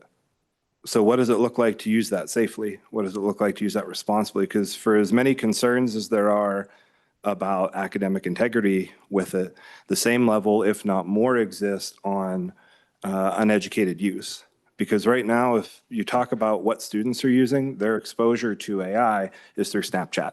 It's something like 90% of all student level usage of the AI tools is through Snapchat, it's through Instagram, it's through Facebook. That's somewhat concerning, because now when that's the sole exposure and we don't have the training and tools in place for the kids to learn how to use it ethically and responsibly, information goes in, there's a lot of security concerns. So we're working towards supplying tools to deal with that. We're not there yet, but hopefully soon. The other side is the department itself. And again, we're not particular on any tools. We're not advocating for any tools, but we do have specific ones that we use for the state. We predominantly use Gemini through a Google Workspace, and then we have a task management software called ClickUp that has heavy agentic options within it. And what we've been doing is working with our employees to say, okay, how do we create efficiencies? How do we save time so that we're spending less on tedious tasks and more on supporting school districts? That's where our work at the department is aimed right now. And I would say we work with a lot of state departments in our national cohorts, almost all. And when we look at our user base, 90% is using frequently, and they're using it well and ethically. I'd say around 30% are actually power users that are able to build agents within our software. And our goal right now, we're actually working towards getting additional training on developing agents that can actually be deployed to help school districts and families. So we're trying to be as proactive as we can in every facet, honestly, because when you look at the way technology has interacted with education in the past 20 years, 30 years, we had cell phones and we said, well, that's not us. We don't want to touch that. And then cell phones were done to us. And then social media came along and we said, well, that's not us. We don't want to touch that. And then social media was done to us. So rather than having AI done to us as well, we'd much rather be on the side of let's be at the front of the conversation and directing where this is going to go, not just in Wyoming, but at a national level as well, so that we don't end up in that situation again where vendors come in and dictate this is what's going to happen with your kids and this is what's going to happen with your education system. We can be the drivers of those circumstances. So Chief Shaner referenced some research into the future. We're working with a highly talented and skilled individual out of Jackson. His name is Marcus Shingles, on looking at what does education look like in an AGI, ASI world. And those two, the artificial general intelligence and artificial superintelligence, referencing the next steps in that. And not so much that we even think that it's going to get there, not taking a position on that, but again, let's have that conversation. So our research is going to look like a scenario planning process and working with local communities and districts in the fall to say, okay, if this happens, what do you want to see? What don't you want to see? If it goes this route, that route, however, you, the professionals, you, the folks that are actually in front of students every day, well, how do you want this to look? To create a repository information to say, this is Wyoming's vision, regardless of what vendors are concerned with, regardless of what the social media, any of those pieces want to do with AI. This is what stakeholders in Wyoming want to do with AI, so that we're able to present that. We can have that information for you guys, have that information for decision makers and honestly vendors as well, to say, this is our vision and these are our values. If you're going to bring things to us, this is what we want. So. And just to add on to some of that stuff, I live in kind of the governance space, much like you guys do, to assist our school districts with their policy. And we released our guidance for policy development. We were in the top first 20 or so states in the nation to release that guidance. And it was just about a year and a half ago that we released that guidance, and we're already reviewing it again. We wrote it very high level, so there's not a lot that needs adapted and reviewed, but there are things in there that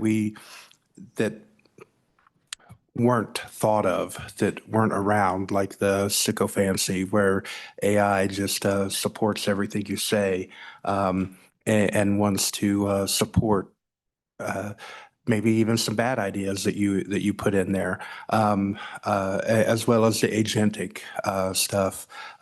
Really weren't even thinking about agentic AI when we released the guidance. So we need to update it to have that. We're in the process of that, but it takes a little bit because we need to get the feedback from our stakeholders. It's not just my idea or Nathan's idea that we update that guidance. We get the feedback from our stakeholders, just like we did when we wrote the guidance. And then, like they said, we are involved in a lot of those national working groups to know exactly what's happening in AI, and also they get our information from what's happening in a kind of a rural perspective of AI and how anything is happening at that national level as well. And as we know, that AI is a big deal. It's the number one of the 15 fastest growing professional skills according to LinkedIn. That employers are wanting our students to have the ability to use AI and be proficient in using AI.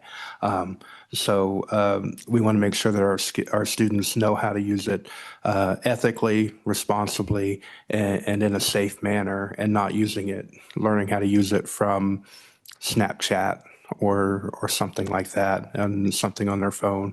Learn how to use it responsibly. So that's one of the reasons that we really try to help not only our teachers learn how to use it, but then have them help our students learn how to use it. Questions for the panel? Yes, Senator Scott. Madam Chairman. First, let me say, this sounds to me like it's something that's potentially quite important. And I want to see, I'm going to repeat back to you what I think you told me, and tell me where I got it wrong, okay? Because I don't know much about some of this stuff. It seems to me that you're taking the attitude that the students are going to use it whether you like it or not, because that's the way society is going, and it's in fact what is happening. And what you're planning to do is to help the school districts have a decent program for educating the students on how to use it safely and responsibly. And one of the questions I would have for you, do you include the parents in that? And how do we go about reaching the parents? Because they will have considerable control over this. Uh,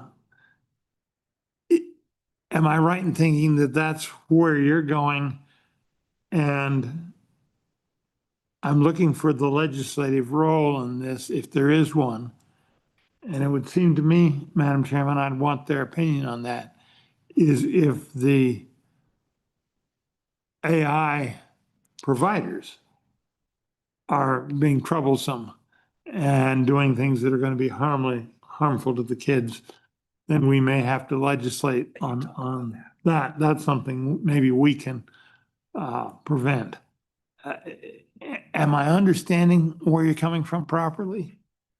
Anyone on the panel want to take that on? Mr. Pruitt? Chairman Schuler, Senator Scott, I'll answer the first part of your question, then I'll turn it over to Nathan.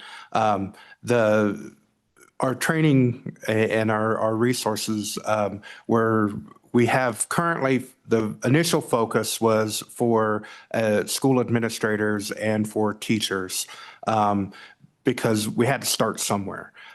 In all of our trainings, especially our asynchronous trainings that we have, there are parent resources in there, especially our AI toolkit that I built for the districts. They have parent resources that they can use, whether they're doing a parent night. There's videos in there they can use. There are handouts that they can use, et cetera. In the AI literacy course, there are parent resources or community resources that they can use. The goal is, the next step is to build an actual parent or community course, so that the parents can take a course or go and get information if they want to learn more about AI and what's happening. The example is, my student comes home and they say that they're doing this.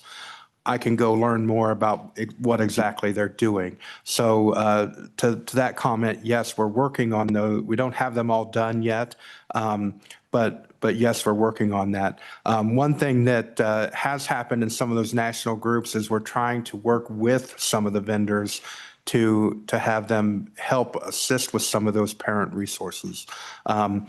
Many of them are very receptive to that. I won't say all of them are, but there are a few of them that are like, hey, that's a good idea. Why don't we help you do that so that there's no cost to it, and then we'll do it for you and have that available on our site. So then we can direct people to those things. And that comes from some of those national working groups that we're in. So that's where we've been with a lot of the trainings and stuff, and trying to provide resources for the parents. I'll turn it to Nathan to talk more about the vendor end of things. Madam Chairman, through you, the vendor question can go a couple different ways, and I think the legislative response is in the same boat. I'd stop short of saying yes, make a law to do this specifically, but there's definitely a degree of difference on how much emphasis a particular vendor looks at their outputs. You have, and this goes into a larger conversation about the difference between tech and ed tech, right? When you look at ed tech vendors, majority, never want to say all, but the majority, they're very conscientious about this is what the outputs of our software are. If a guardrail would get bumped up to, if there is a student safety concern, this is what we do, and there's processes in place. When you look at consumer models, when you start looking at tech instead of ed tech, your larger models don't have the same guardrails. They can make different suggestions, sometimes harmful suggestions to users. And what that looks like as far as an accountability for the models, it's hard, right? Because depending on how you prompt, depending on how you use the tool, you can make it say a lot of specific things. So as far as specific recommendations to you guys on how to address vendors, that's a much larger topic to discuss. It's not a very quick answer. Other questions for the panel? Yes, Representative Kelly. Thank you, Madam Chair. We've mentioned the vendors quite often here. Could you briefly describe what the products of these vendors are and how they're integrating AI currently? Yeah, Madam Chairman, through you. Variety, and we'll start with the ed tech side of things. There are several vendors that provide specific supports to teachers, lesson planning, for example, sub-plans. They can help with seating charts. It integrates with the school system. You can transfer your data in there, and it can do a lot of things, honestly. Whatever you ask it, really, it can do. When you, the bigger usage right now is, we call it shadow AI, and that sounds like really scary, but it's just the AI that's used in products, so that might not be their primary focus, or they may have included that in the back end. It's not really a conversation. So like Grammarly is a good example. Like they've had AI in the background for years. That's not how they market their product, but that's there. We're working with CSI schools this year for a data dashboard that it can make very high level trend analysis and recommendations on trend analysis to those schools. Traditionally, when you think of a data warehouse, it's exactly that, right? There's boxes, you put the information into the boxes and you can access it however you want to. Some of the new products, they've referred to it as a data lake. So all the data goes into one big pool and you can interact with all of the data at once and prompt through it. So insights that would have taken weeks and months to actually draw upon 2 or 3 prompts, and you can see down to a very, very granular level within the classroom, different tendencies, different insights, even specific student level supports. So again, there's such an extreme array of availability, but on the ed tech side of things, the big win really is more informed student level data decisions and reduced clerical workload on teachers. Madam Chairman, Representative Kelly, in addition to that, AI has been around since the 1950s. Some of us don't realize that.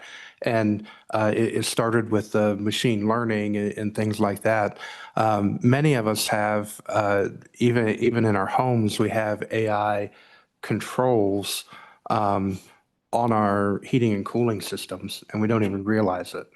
I think all of us have used the mapping software, whether on our phones or GPSs, and that's AI, and we're very comfortable with that.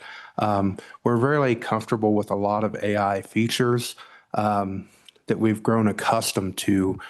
It's the generative AI that we're very, very not comfortable with, because it does stuff that is very much more humanistic than we're more comfortable with than the general AI that we've been accustomed to for a number of years. So when we talk about vendors that use AI, almost all of our vendors, when we talk about school districts, have some sort of AI function, especially today, have some sort of AI function. You can't get away from one that doesn't. Man, can I follow up, please? Sure, follow up. Thank you. Okay, so here's really my concern. We've got these descriptions about how quickly and conveniently it can help with clerical details, seating charts, running through data. My concern comes into construction of lesson plans. It comes into particularly delivery of curriculum to the students, because the more easy and convenient it makes it for students to access the material, does it necessarily mean it's better? Personal level, former public school teacher and I work at a university. I have grad level students who appear to be losing the ability to critically think and problem solve because they become so adept at having AI research for them, read for them, summarize, sometimes even read out loud to them. When it comes to a basic conversation in class, there's a bit of atrophy in their cognitive functions. It's noticeable. Unfortunately, that's anecdotal. So if we are to be accepting these types of curriculum activities into the classroom, where teachers do less thinking and rely on AI more for their lesson plans, when students do less thinking and rely on AI to complete their assignments for them. Do these vendors have a body of research showing possibly the effects long-term on the ability of students to be able to problem solve and critically think? And considering they're selling these products, I'm sure that those studies would say it's all good news anyway. So here's the big question. What is the department doing to assess this risk factor right now? Mr. Tchaikovsky, are you going to take that on? Yes, thank you, Madam Chairman. Representative Kelly. So the two answers to your question. We're on the same level of concern to say we don't want to offload cognitive tasks. We're very much on the side of human in the loop with all of this. There are, as an example, we have a system set up at the department right now where you can drag and drop receipts into a Google folder and it'll fill out a Google Sheet for us. That's fine, right? But I think that really exemplifies the need for training with this, because what you're describing with your students right now, that they didn't get training. They've had unfettered access and they can just go however it is they want to go. That's concerning. So that's where we're on the side of let's get people trained on it now. Let's make sure that's available now, because if we avoid that conversation, because it's not always comfortable, honestly, with the rate that this stuff advances and how powerful it becomes, there are some really itchy sweater conversations, but that's all the more importance of why we should have them, so that we don't get into that situation where now we're not thinking anymore. Kids aren't doing.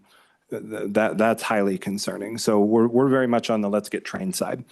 The other layer of vendor research, that's a much larger conversation that we're having. We have our initial research that we're engaged in this year, but we're also engaged in additional research with our regional education laboratory around similar topics, what the actual effect size of different tools is, what when specific vendors claim X, Y, and Z, well, are we actually getting X, Y, and Z, or how do we get to those outcomes? So we're having those conversations. The body of evidence, like you described, yep, vendors are selling products and they're very happy to provide the evidence that says their product is very useful and effective.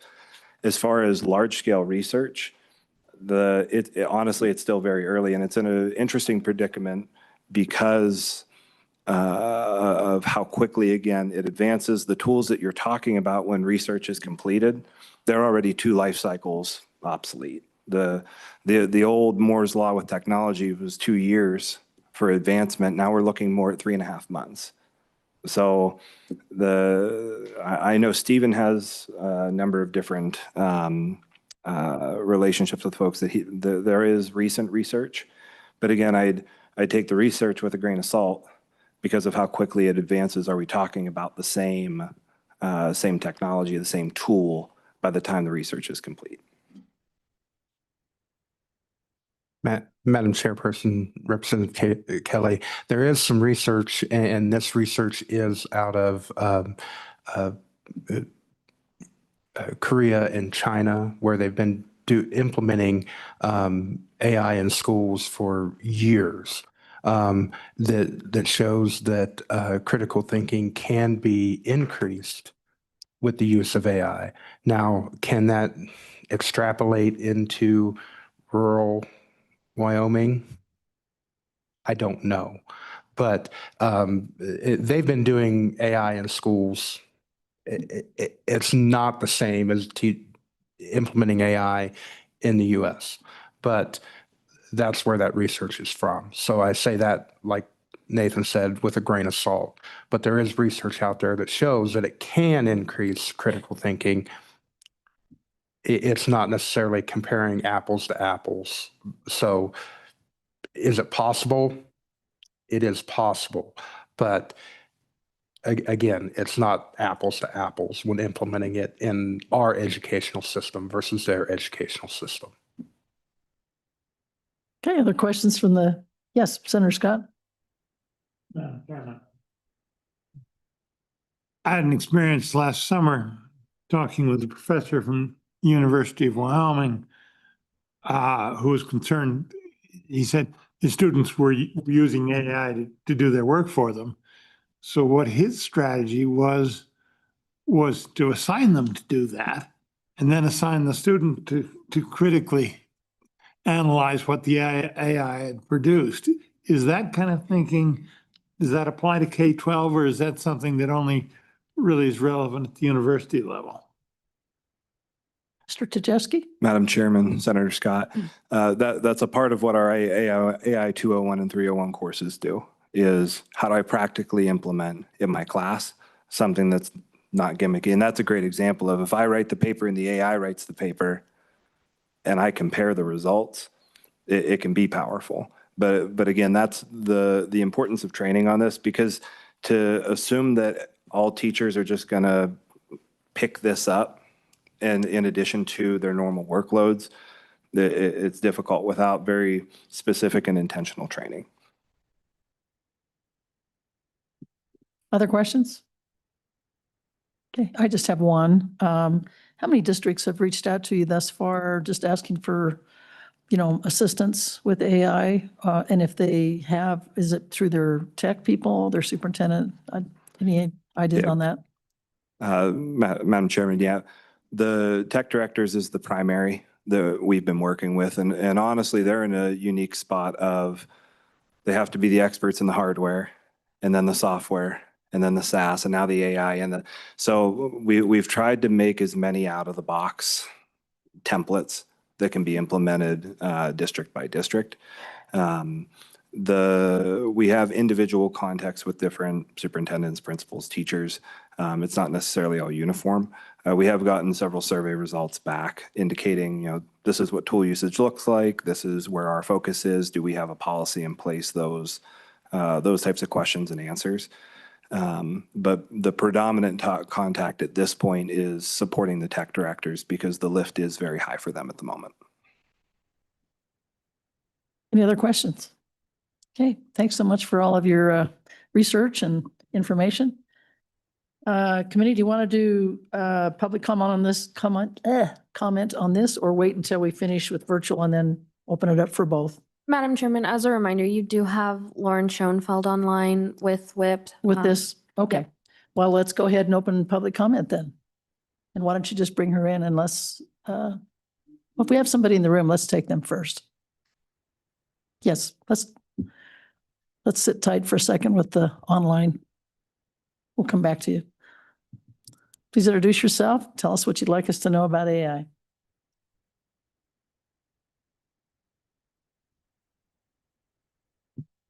Thank you. My name's Jennifer Hopkins. I'm here speaking on my own behalf. So I was a little early on this yesterday, but I just like to talk on some key points again on the AI use by our students and staff. So some concerns I have on the AI use, I do realize that companies have in the private sector, I mean, it's becoming a big thing to train AI to be used in the private sector. So that would take knowledge to be able to train it to do what a particular company would want it to do. So with that in mind, how would we get that knowledge? So we would want to start from the basics again. And I keep going back to that because our children wouldn't be able to train AI or anything like that as they get into their adult years unless they have knowledge. What kind of knowledge would we need? Well, we need to know how to read. We need to know how to do math and all those things. Going back to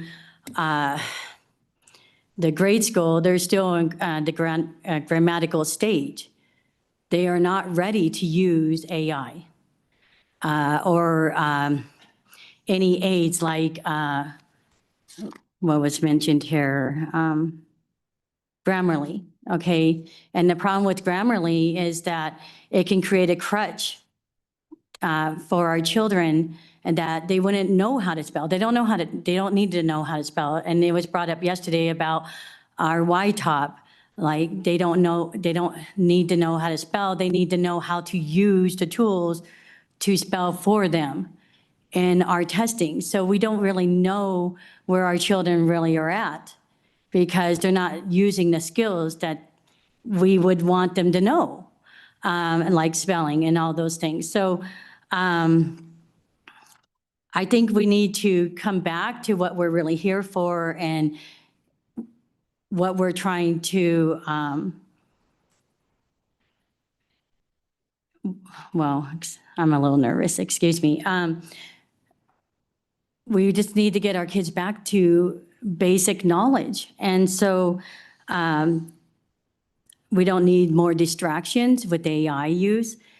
I think it's something that we do need maybe later if somebody was going into computer science or was going to go work for a company to train AI. Yeah, I think that's something that they will need, but I don't think they need it in the younger years. I would like us to kind of start repealing back from even computer use.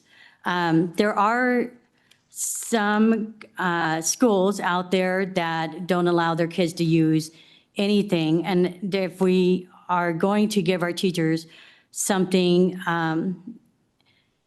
for AI, it would be how to detect AI use in the children's papers and things like that.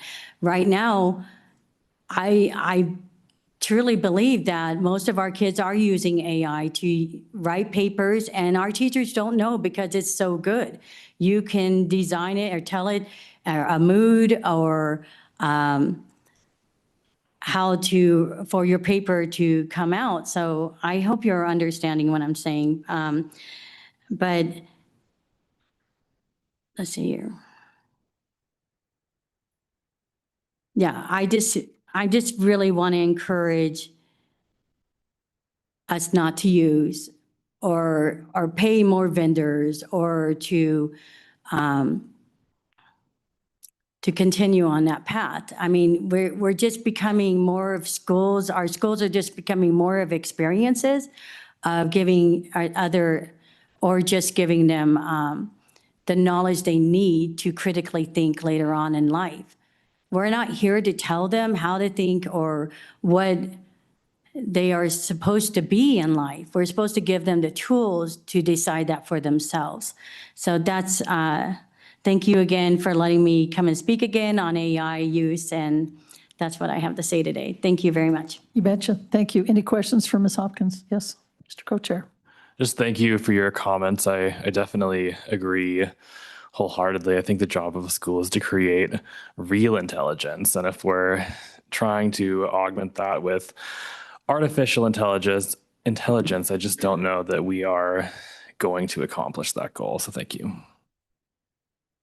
Any other questions? Okay, thank you for your testimony. Who's next? I think Mr. Hollingshead, you've been here before, but go ahead and introduce Think you just saw me a minute ago. Thank you, Chairwoman Schuler and committee. When I was watching your committee meeting in March, when you were deciding on your interim topics, I was kind of laughed to myself when AI came up, because I thought immediately, whatever you guys learn in your first meeting in June, by the time you get to December, there's going to be a whole nother set of learning that has to be done. And already, I think it was Senator Scott who was thinking something about talking about something legislatively. And I can't imagine what you would legislate, because by the time you legislate it come next March, I mean, we're talking 10 months from now, who knows what we're going to be in the middle of with AI. And so I would caution the committee to be thinking legislatively. And I appreciated in the interim topic when I read what you guys are doing, and you're studying is great. Doing some learning is great, but doing something, taking action, to me seems pretty difficult. So in the, under the umbrella of your study and learning, I wanted to share some things. I've been attending some national education technology conferences, specifically FETSI's is the one I tend to go to every year if I can.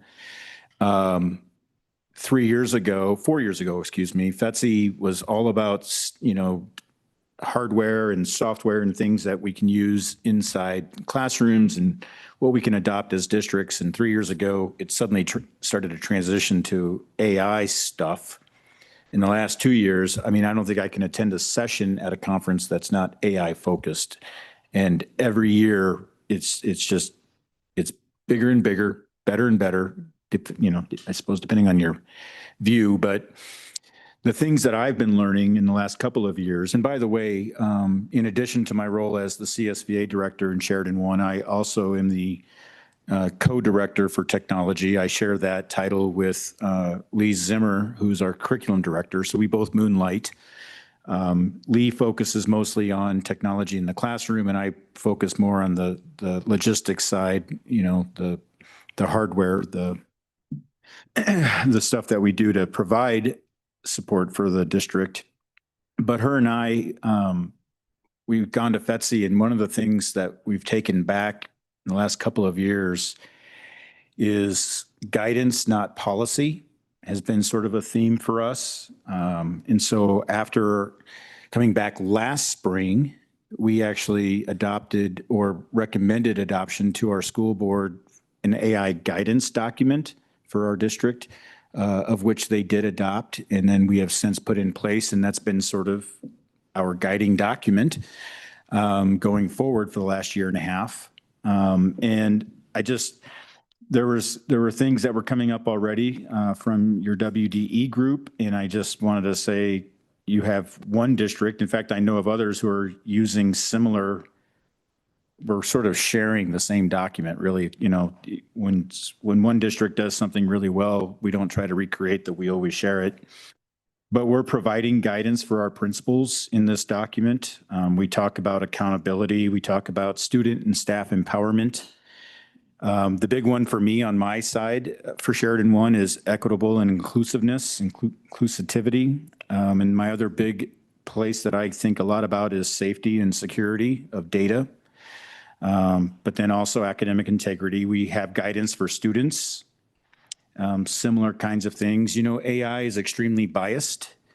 There's plenty of YouTube videos if you want to watch AI kind of get trapped into showing its bias, but obviously it's programmed by humans, and no matter how much you try to remove bias, even if you give it a massive data set of information to be able to provide answers to, that data set can be biased. And so the bias of AI just kind of continues to roll over and over. And so we want to make sure that our students understand that and how it can be misinformed, and provide even hallucinations as one of the vocabulary words we teach.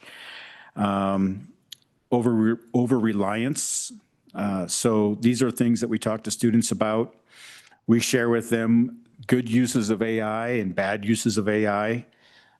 We use grade level appropriate language when we speak with students about those things in our classrooms.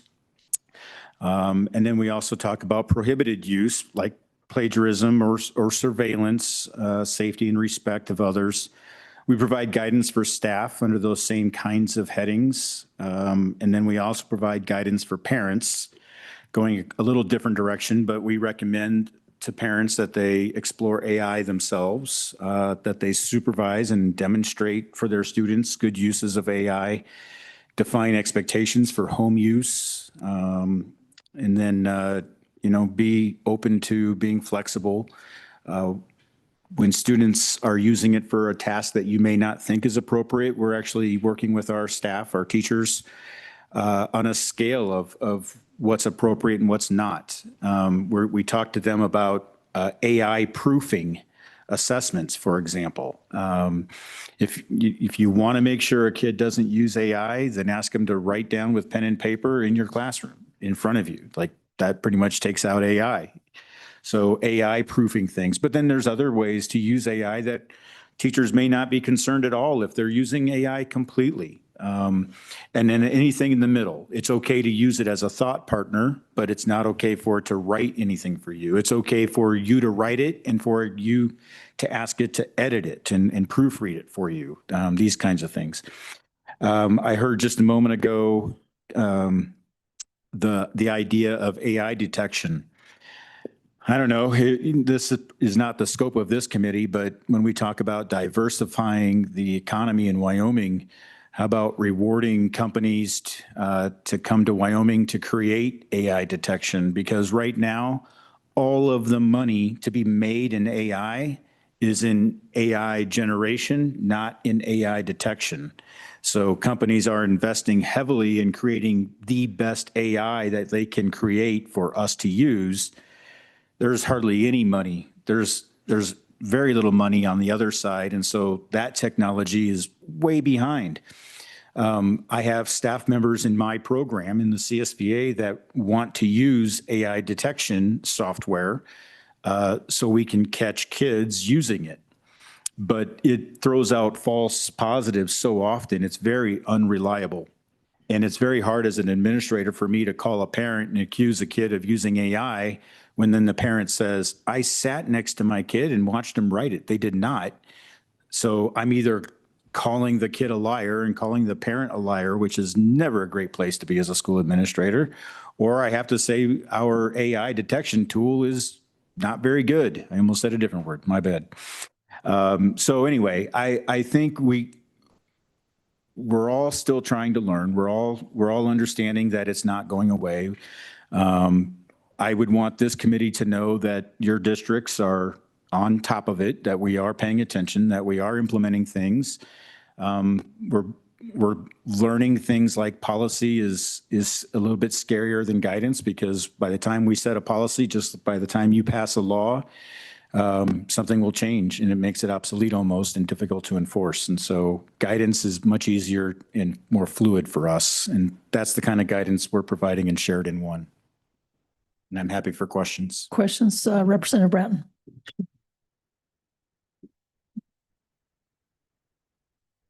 I have trouble with mine too. Sticky. Thank you so much for coming and testifying, especially to this. And my request is that you would, if you would forward me your guidance document, I'd love to share that with the rest of the committee. Yeah, I'd be happy to. Thank you. Question? Yes, thank you, Madam Chair. Thank you.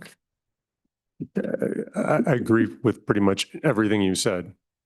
I say pretty much just to cover all my bases in case there was something I didn't. I was wondering, I was waiting for the shoe to drop. Okay. No, you're right.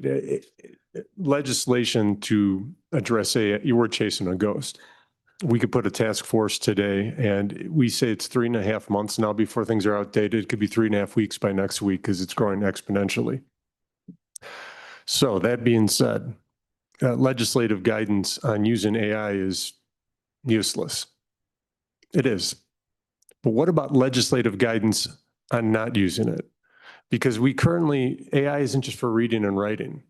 People can use it to create artworks, photography, music. There are entire fake albums online that sell, sometimes at the top of the charts. And I get concerned about kids not only not learning how to think critically, but forgetting how to imagine as these things are done. What if we were using, and I definitely don't want to see a state mandate on this to the districts, but if there was some type of guidance and research into the value of paper and pen, of using an actual physical instrument, and being able to conduct class when the power goes out. What do you think about that? Mr. Hollington? Madam Chair and Representative Kelly. So I know we're a little behind and I had other things that I was going to talk about, and specifically that's one of them. I think there are, in fact, I had a kid ask me, one of my online students, just chatting with him, and he had said, I have this idea for a book and I think I can get AI to write it for me. And I said, well, I think the first thing you should do is ask AI if a publishing company would accept a book from you that you didn't actually write. And he did.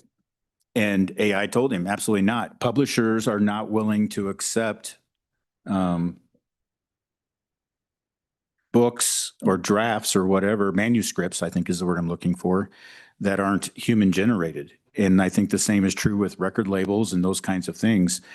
It's an interesting task to do. And I would suggest you all try it. Ask an AI, any of them, who owns the product when it's completely created by AI.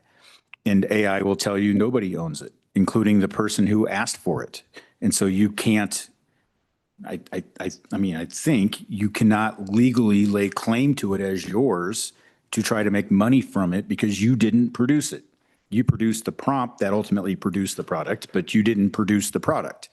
So this is all very gray, and I suspect in the next few years, we'll see court cases about this stuff. Someone wanting, I think Hollywood Union, the actors, they're not wanting to share their likeness, and they're suing when someone creates a movie with them in it that they didn't actually act in, or right? So it's all very, very difficult. But to your point, I think what you could consider legislating is the companies that are wanting our students and our staff to use their products, what they're allowed to do or not do. Legislate the companies potentially is where I think you just saw, if you didn't, Jeremy, well, it was Kentucky, right? The school district. So a school district just won a lawsuit this past week against all of the major social media companies, Meta and all of them, and like multi-millions, tens of millions, I think they won. A school district won because of the data, sort of to the tobacco industry. Like they know it's addictive, but they kept it quiet in memos. I think that's the lawsuit that the Kentucky district just won, is they were able to prove that Meta and the rest of them, at least in the court of law, they knew that their social media stuff was addictive to kids. And I think Florida is now suing Meta as well as of this week. So I think what companies, if they want to operate in our state, if they want to operate in our schools, I think there's, to your point, that's where you could possibly legislate, is what the companies are allowed to do. Because we're having a really hard time making sure that our data is secure and our kids and our families and our staff are safe. We've seen the breaches in the last year, the two big ones, PowerSchool and Canvas. So it's scary stuff. But that's where AI gets really worrisome for me, from my chair in my district as what I do for tech director. Thank you, Mr. Hollingshead. I think we're going to stop there, and from here on out with public comment, if we can just keep it to about 2 minutes, because we're way behind schedule, and I really want to make sure that we have time for our virtual education. So kind of keep it fairly succinct if you could. Thank you, Madam Chairman. Please introduce yourself. My name's Mary Schmidt. I take you back to yesterday in the 10 content areas of reviewing those and what information you want. So I would say, instead of thinking of what type of AI policy you need to have from a school standpoint, I would hope that you would look at what technology has already done to the learning process in schools. For example, libraries. Children don't go to libraries in the schools anymore. They go to their computers because we give computers to students. Has that benefited them? They don't know how to research because when you Google it, it gives you the information in a very narrow way, instead of going to a library and finding 20 different books that you have to look through to find that topic. So those are the things. How has technology really helped us? Does it help third graders when they take YTOP to have to learn how to use spell check versus learning how to spell? Has it improved our children's ability to learn and knowledge? ACT tests had to adapt their comprehension section down from 750 words to little slideshows because kids can't focus long enough to answer the questions on it and to remember the content of 750 words. So now, because we teach children with computers as slideshows, our students now can only learn and comprehend in a slideshow fashion. Is that benefiting their ability to learn? Is it increasing their knowledge? No. So instead of thinking of AI laws or legislation for the student concept, I think you need to think about, is technology in our schools really a good thing? I know a judge thinks it is, but I really think he overstepped on that one. And I really think that as a legislature, you need to consider that, or it needs to be part of the thought when you look at the 10 content areas, that students, especially elementary and middle school, shouldn't be touching computers. It should all be book, paper, and pencils. That's how they should learn. That's how they build knowledge, and will be able to determine if AI is actually telling them the truth, just like Wikipedia. Is it really telling you? It's totally benefits the person who inputs it, not the person who's receiving it.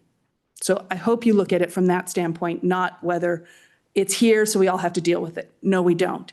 And on one other point with parents, parents are in the public or private sector.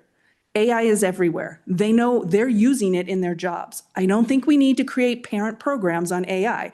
They can use it. They know how to deal with it in their own homes. It's just a question of whether they will.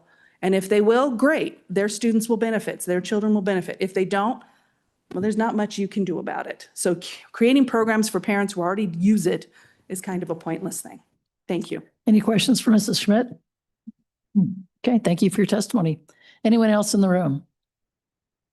All right, I know we've got somebody online. I hope they're still there. Could you bring him in? Yep, Madam Chairman, she is ready to go. Okay. Good morning, Madam Chair, Mr. Co-Chair and committee members. I'm Lauren Schoenfeld. I'm the Executive Director of the Wyoming Innovation Partnership, now at the Wyoming Business Alliance. And I just want to thank you for allowing me to join you briefly this morning. I also want to thank the Department of Education for partnering with us in this work. And, this is kind of a follow-up from the presentation that they shared this morning. So as the Wyoming Innovation Partnership transitioned out of state government and to the private sector last September, we refocused our efforts on statewide workforce needs.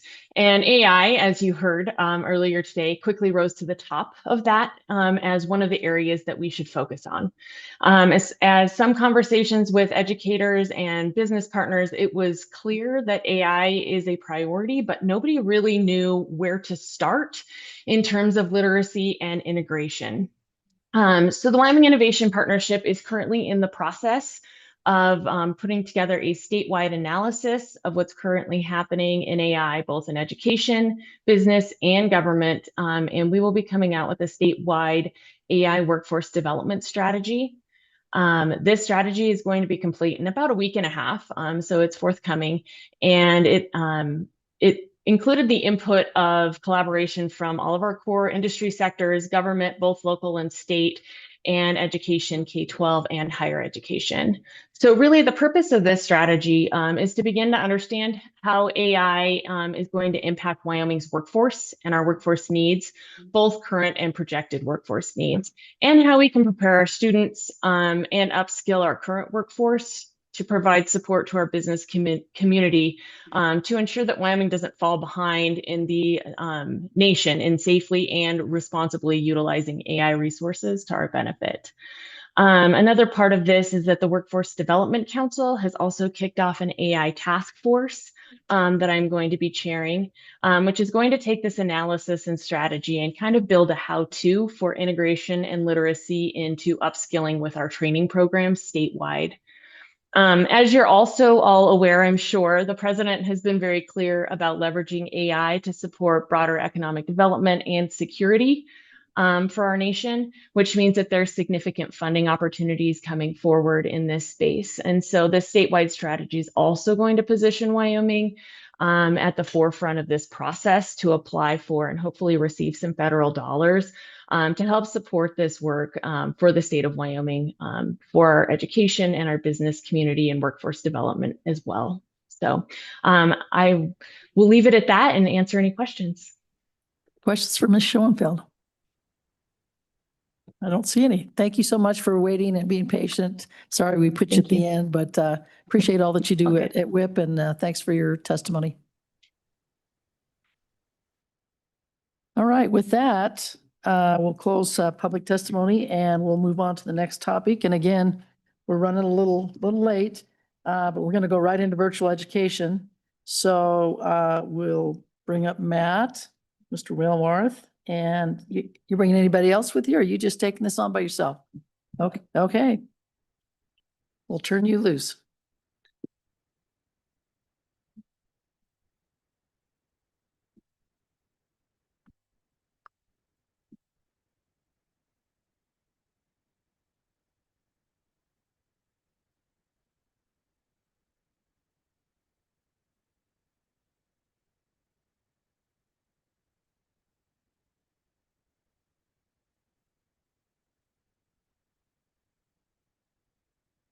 And while you're setting up, I'm just going to go ahead and thank you ahead of time. This is a really, really good handout that you gave us.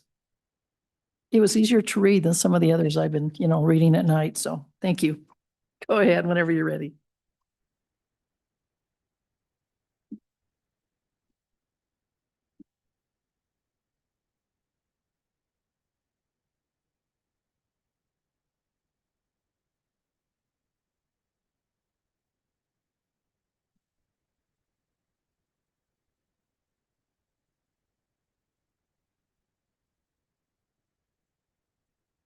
Okay, thank you, Madam Chairman, members of the committee, Matthew Wilmarth, Legislative Service Office, Budget and Fiscal Deputy Administrator.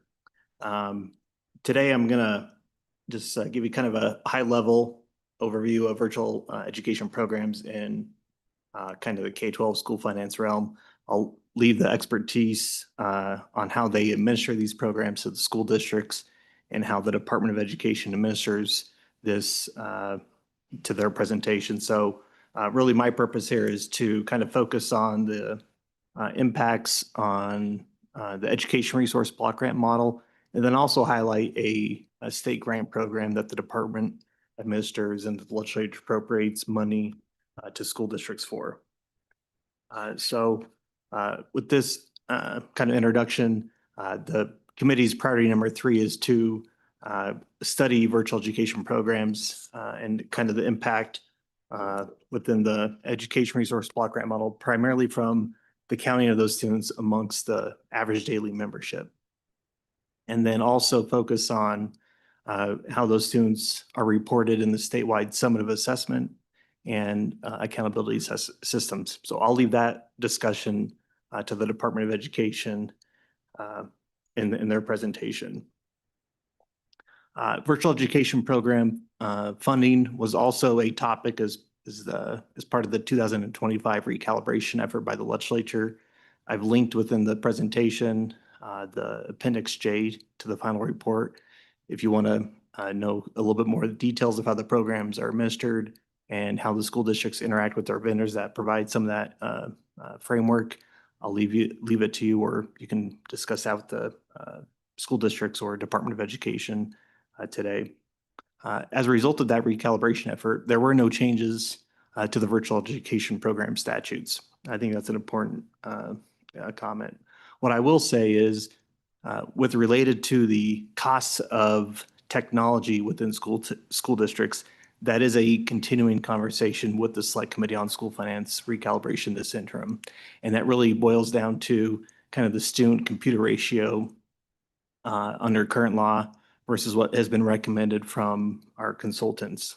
And just kind of a high level on that, our consultants have recommended a 1 computer to 1 student ratio and a funding level of approximately $450 per student, as opposed to our current law, which is $250 per student within the funding level. So with virtual education program costs, there is that 1-to-1 student to computer ratio. And so that is a continuing conversation that the Select Committee on School Finance Recalibration will have this interim.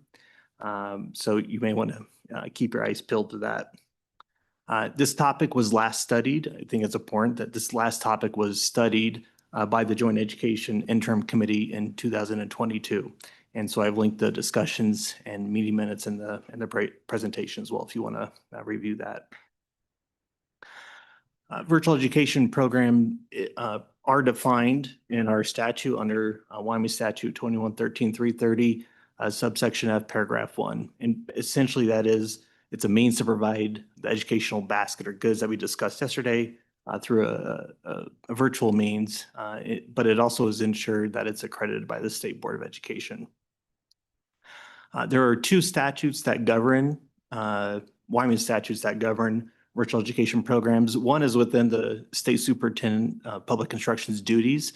There is a advisory committee that is established, but also lays out a little bit of the framework related to these programs. And then the larger program is administered under Wyoming Statute 2113-330.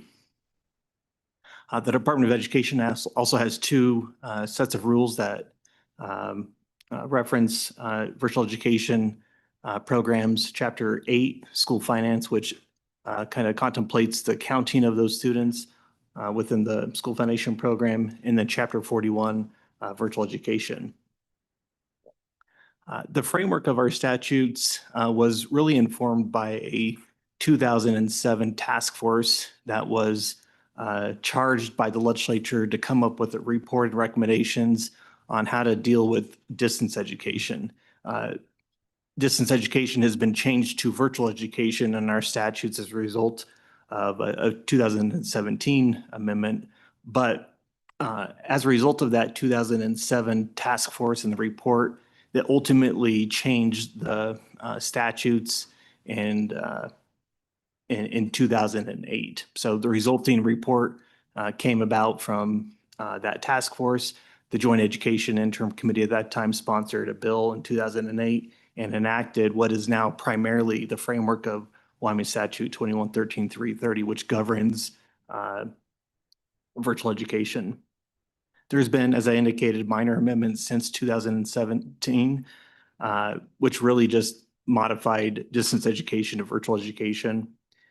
And then in 2019 and 2020, there have been two exceptions related to remote learning, which focused on if a teacher in another district was providing education to another district for one course, they didn't want to have to go through the whole process of this virtual education requirement to have the course approved by the Department of Education. And so there have been two related amendments since the introduction of this program or this section of law, and it's really related to remote education. With regards to the Education Resource Block Grant Model or the K-12 funding model, since 2008-9, school districts have been required to assign a student to a school building who participate in these programs. These are programs, they're not schools. While they may be advertised as a school, they are programs within the district, and a school district is then assigning those students to a building within that school district for a grade appropriate level instruction, and that's required by the law. As I indicated from the get-go, these students are counted amongst the district's average daily membership, and so they do generate funding through the Education Resource Block Grant Model for that school and that district for which they are enrolled in. Primarily students who participate in these virtual education programs are full-time. So when we look at the reporting of the data later here in a few minutes, the Department of Education and districts only report students that participate in a full-time virtual education program as a virtual education program student. And to be full-time, they have to take more than 50% of the students' coursework in this virtual education program. Part-time virtual education can occur, and school districts then come to an agreement through a tuition agreement amongst those two school districts to deliver that education program. And they compute that tuition agreement on a per ADM basis for that course that is taught. And there's a section of law that identifies how that computation shall be computed. Virtual education program rules under Department of Education's Chapter 8 and 41 rules dictate how that average daily membership is computed. And the reason for that is some students may advance at a more fast pace and complete a course quicker than a semester or a year-long course in a brick and mortar building. And so the credit for that, if the student completes that course in a 8-month period as opposed to a 9-month period, they do receive that full benefit of that ADM as opposed to just the time it takes to complete that course. So those parameters are outlined in the department's rules. And so for purposes of the Education Resource Block Grant Model, again, they're included within the model for computing those amounts that are or those components within the funding model. Additionally, if a student is identified as an at-risk student, which is the unduplicated count of a English language learner, a student who is eligible for the National School Lunch Program, or is a mobile student, they would also be counted amongst the school's at-risk population. And also if they participate in a district's career technical education program, that virtual education program student would also be included in that, which all generate some various forms of resources for districts through the block grant model. As I indicated, the Department of Education reports full-time virtual education enrollment for those students that participate in at least 50% of their, or more than 50% of their coursework through the virtual education programs. This data only goes back to school year 2017 and 18. And you'll notice that there is one outlier year in kind of the full-time virtual education enrollment, and that is school year 2020-21. As you may recall, that was the year after the COVID pandemic began, and the district saw a substantial number of students participating in virtual education programs. Since that time, it has decreased, but it's kind of stabilized to about 2,500 students statewide. And so what does that represent in terms of a percent of the total number of students enrolled in Wyoming public schools? Right now, that sits about 2.9%, so just under 3%. When that data was initially reported prior to the COVID-19 pandemic, it was about 1%. And so we've seen an increase of about 2%, leaving out the outlier year of the COVID-19 pandemic. So increasing from about 1% to 2.9% since 2017-18. And recall, this program has been in effect since school year 2008-9. There just wasn't the mechanism to count these students just in a disaggregated manner. Currently, there are 6 statewide virtual education programs that offer these opportunities to school districts statewide. The first district that started a statewide program was in Niobrara County School District number 1 in Lusk. And most recently, the latest statewide program has been in Lincoln County School District number 1 in Kimmerer, and that was opened up in 2023. And so wanted to offer kind of a different way to look at this data. I broke it down in terms of their virtual education enrollment, as well as their non-virtual education enrollment, and kind of the percent of their total enrollment that is made up of from that virtual education program. There are 3 school districts that have more than 50% of their enrollment made up by these virtual education students. That's in Bighorn County School District number 1, in Niobrara County School District number 1, and in Weston County School District number 7 up in Upton. Of the full-time or the statewide programs, the total enrollment equates to 2,197 students, which represents 88.6% of the total virtual education enrollment. So there are other students that are participating in virtual education programs in a full-time manner, but they're counted amongst other providers or programs. Madam Chair, I'll leave it there before I head into the distance education program grants, because that's kind of a little bit of a different twist. So if there's any questions from committee members, happy to take those now. Otherwise, I'll continue on. Any questions for Mr. Wilmarth? Yes, go ahead, Representative Kelly. Thank you, Madam Chair. Do we have any data on the proficiency of virtual versus non-virtual students within these districts? Mr. Wilmarth. Madam Chairman and Representative Kelly, the Department of Education does report that data. I did not include it in my presentation. I'll defer that to the Department of Education. Okay, other questions? Okay, please continue. Oh, sorry, Representative Williams. Go ahead. Thank you, Madam Chairman. Mr. Wilmarth, you mentioned the virtual education are programs and not schools. And could you just explain that a little bit more to me, please? Mr. Wilmarth.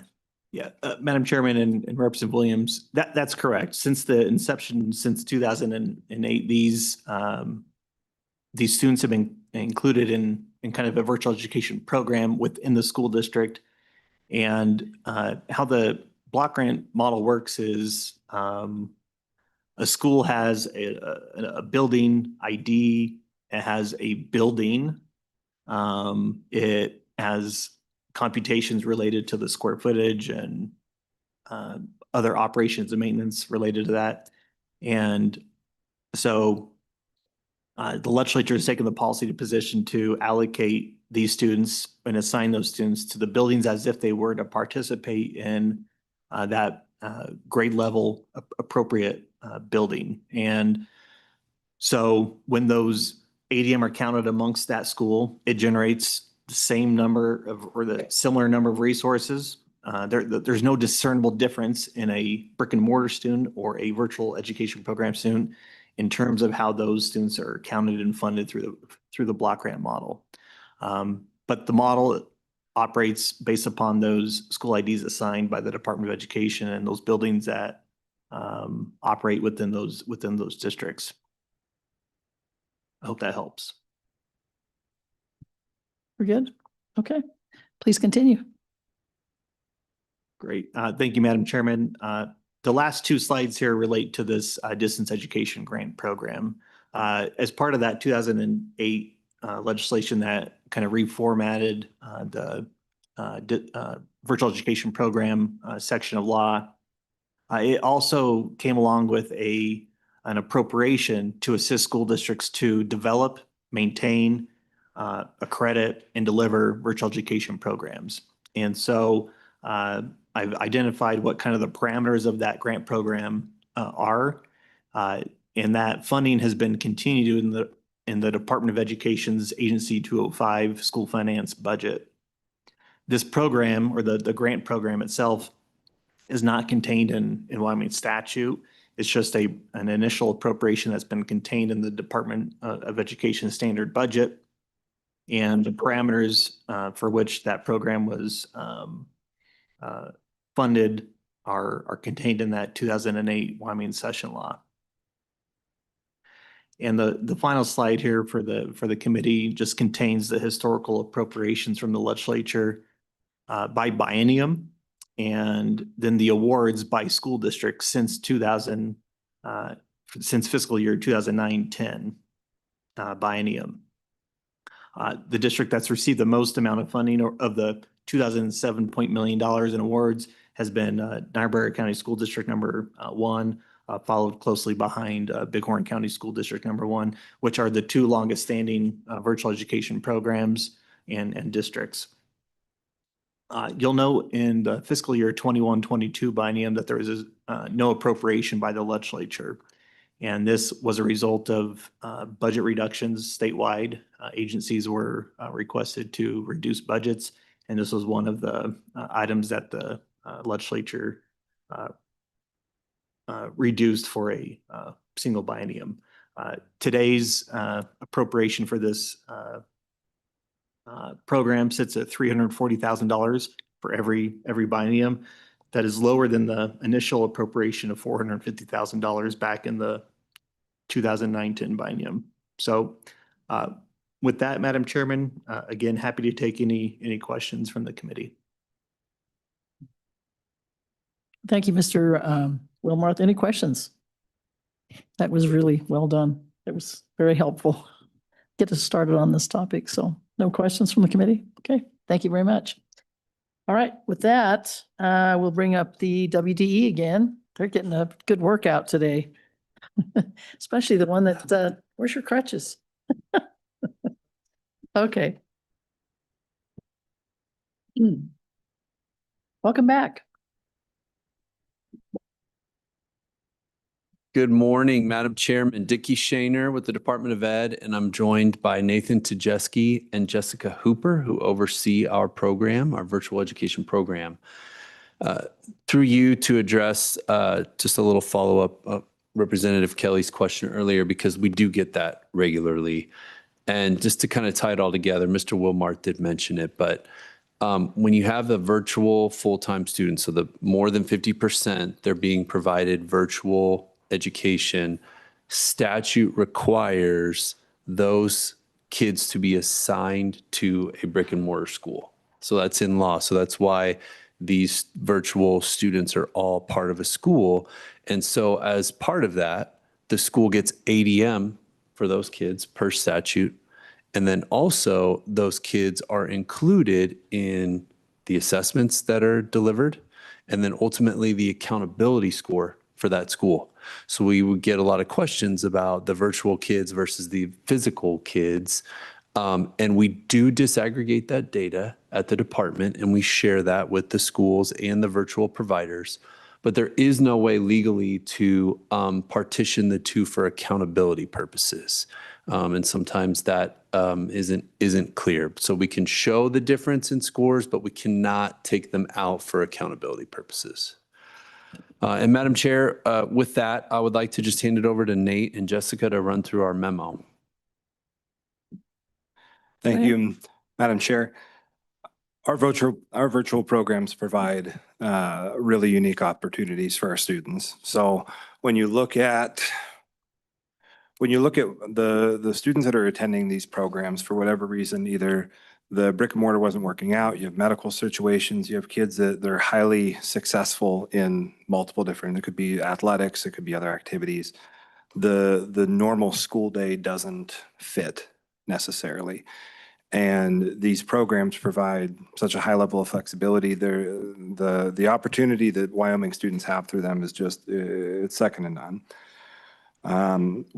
A lot of what is in our memo is very similar to what Mr. Wilmarth said, so I don't want to be redundant too much, but we do have 23 programs, 6 of which are statewide. We do have the programs listed on our Virtual 307 website, and that does include every course, every program within the state. When you go to that resource, it's not necessarily every course is available to every student. For our district level programs, the courses are still published, but they're not necessarily accessible to everybody. So within that site, all the offerings for the students within the state are contained. And with that, to follow up on something was mentioned earlier, full-time is 50%. That's not necessarily the same for reporting for ADM. The ADM still the ADM calculation, but the full-time designation specific to the virtual education statutes and the Chapter 41 rules is that 50% number. When we get to the nuts and bolts of accreditation, assessment, accountability, the programs themselves, the school district applies to have that program be attached to a brick and mortar building each year. And that application goes through our virtual education consultant and her review team to approve those programs. At the end of the day, the statute says through the state board, but that accreditation has traditionally been through the school accreditation process, and it's included within those lines. So it's combined, not an individualized process. And for the assessment, to Representative Kelly's question earlier, we do on our website, through the assessments and reports page, you can go in and you can look at the individual programs and parse out the assessment results from there just by applying a couple filters. But the students in the virtual education programs, they take YTOP, they take ACT, they take the district assessments. It's a very one-to-one in terms of assessment for the virtual education programs. It is the brick and mortar students. And then jumping to accountability, and Mr. Shaner already covered this, but there's not a way to pull the two apart. The brick and mortar from the virtual education, because of that school ID, they do end up being combined. But again, any interest in the performance or proficiency levels is available through our website. And for that, I'd stand for any questions. Questions for Mr. Tedeschi? Yes, Mr. Williams, excuse me, Representative Williams. Sorry. Thank you, Madam Chairman. Mr. Tedeschi, you elaborate on that accountability that you were talking about. So if, correct me if I'm wrong, if a virtual school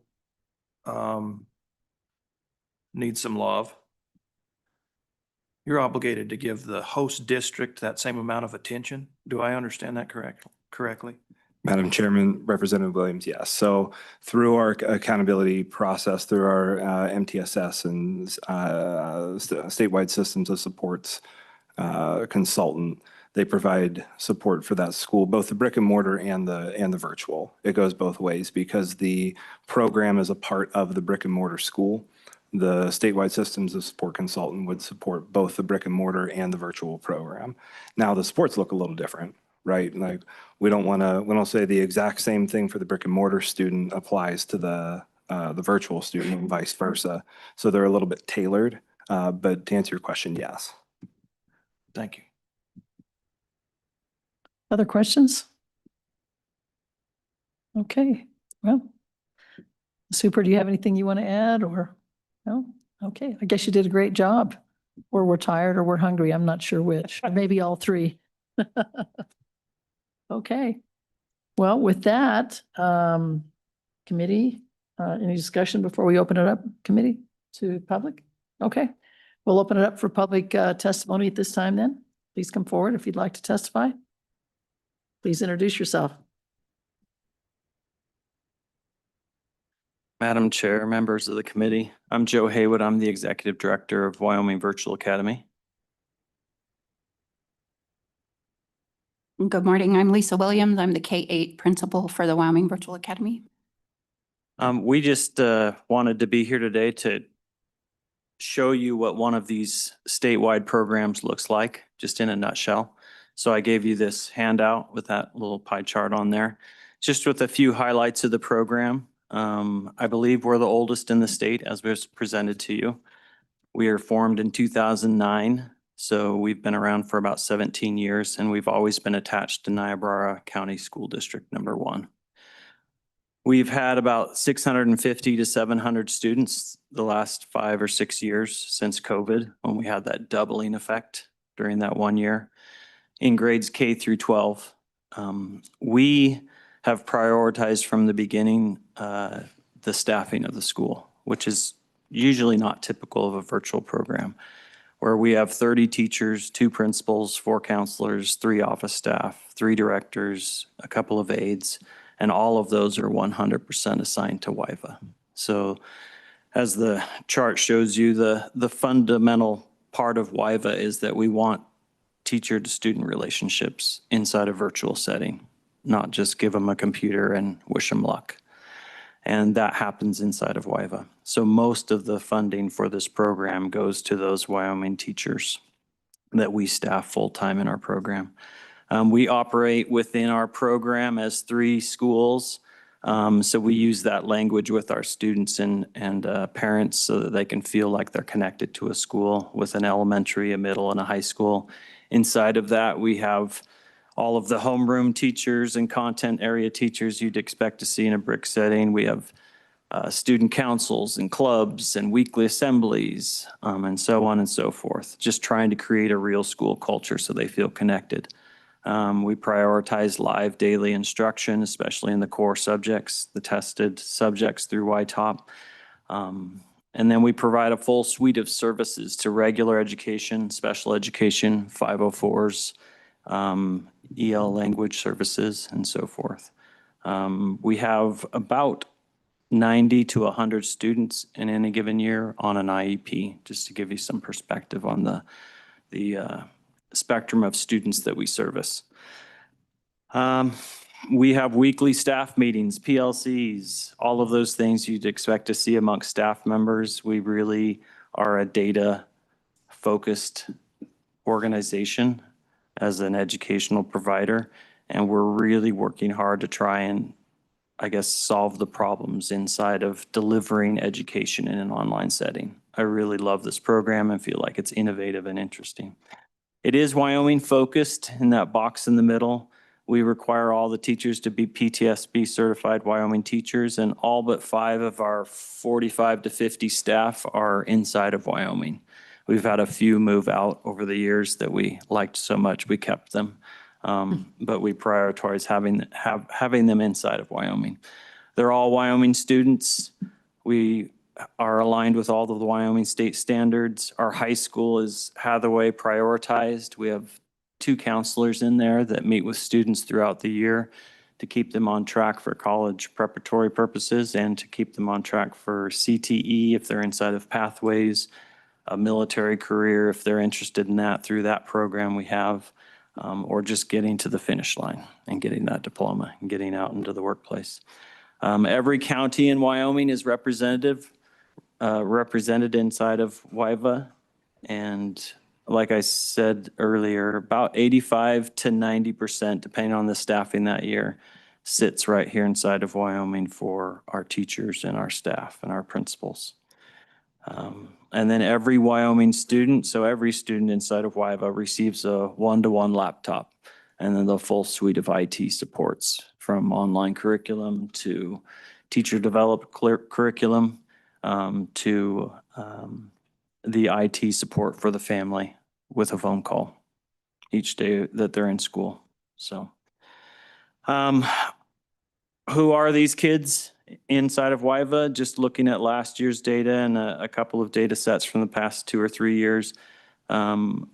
While virtual programs generally nationally struggle with high school graduation, it's because of the dynamic of sometimes for many families, it's the last step. I've tried everything else. I'm going to try this, and then I'm taking the GRE and I'm done.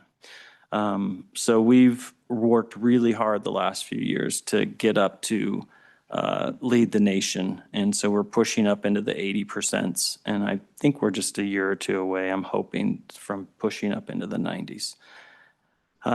We had 111 graduates this May that gathered in Lusk with their families and attended graduation in person there. That was our biggest graduating class. We have had 8 University of Wyoming trustee scholars over the last 5 years. That's kind of demonstrates the higher end of the students we're serving in the high school, and we have that full spectrum of students. We had 161 students earn work experience credits in our high school this year, which was significant. We've really pushed that in recent years. 148 students earned college credits in our high school this year. 100 industry recognized credentials were earned in 4 CTE pathways this year. And that number isn't set in stone. At the time I printed this, it was a guess, but we're right around that mark. And then as I mentioned earlier, we have those special services students that we serve within our program. We have a full-time special ed director. We have full-time, I think 6 full-time special ed teachers and a couple of aides that serve those students to prioritize that. We're careful with that placement. We realize all virtual programs aren't always the best place for a student with an IEP to be serviced, so we work carefully with that family.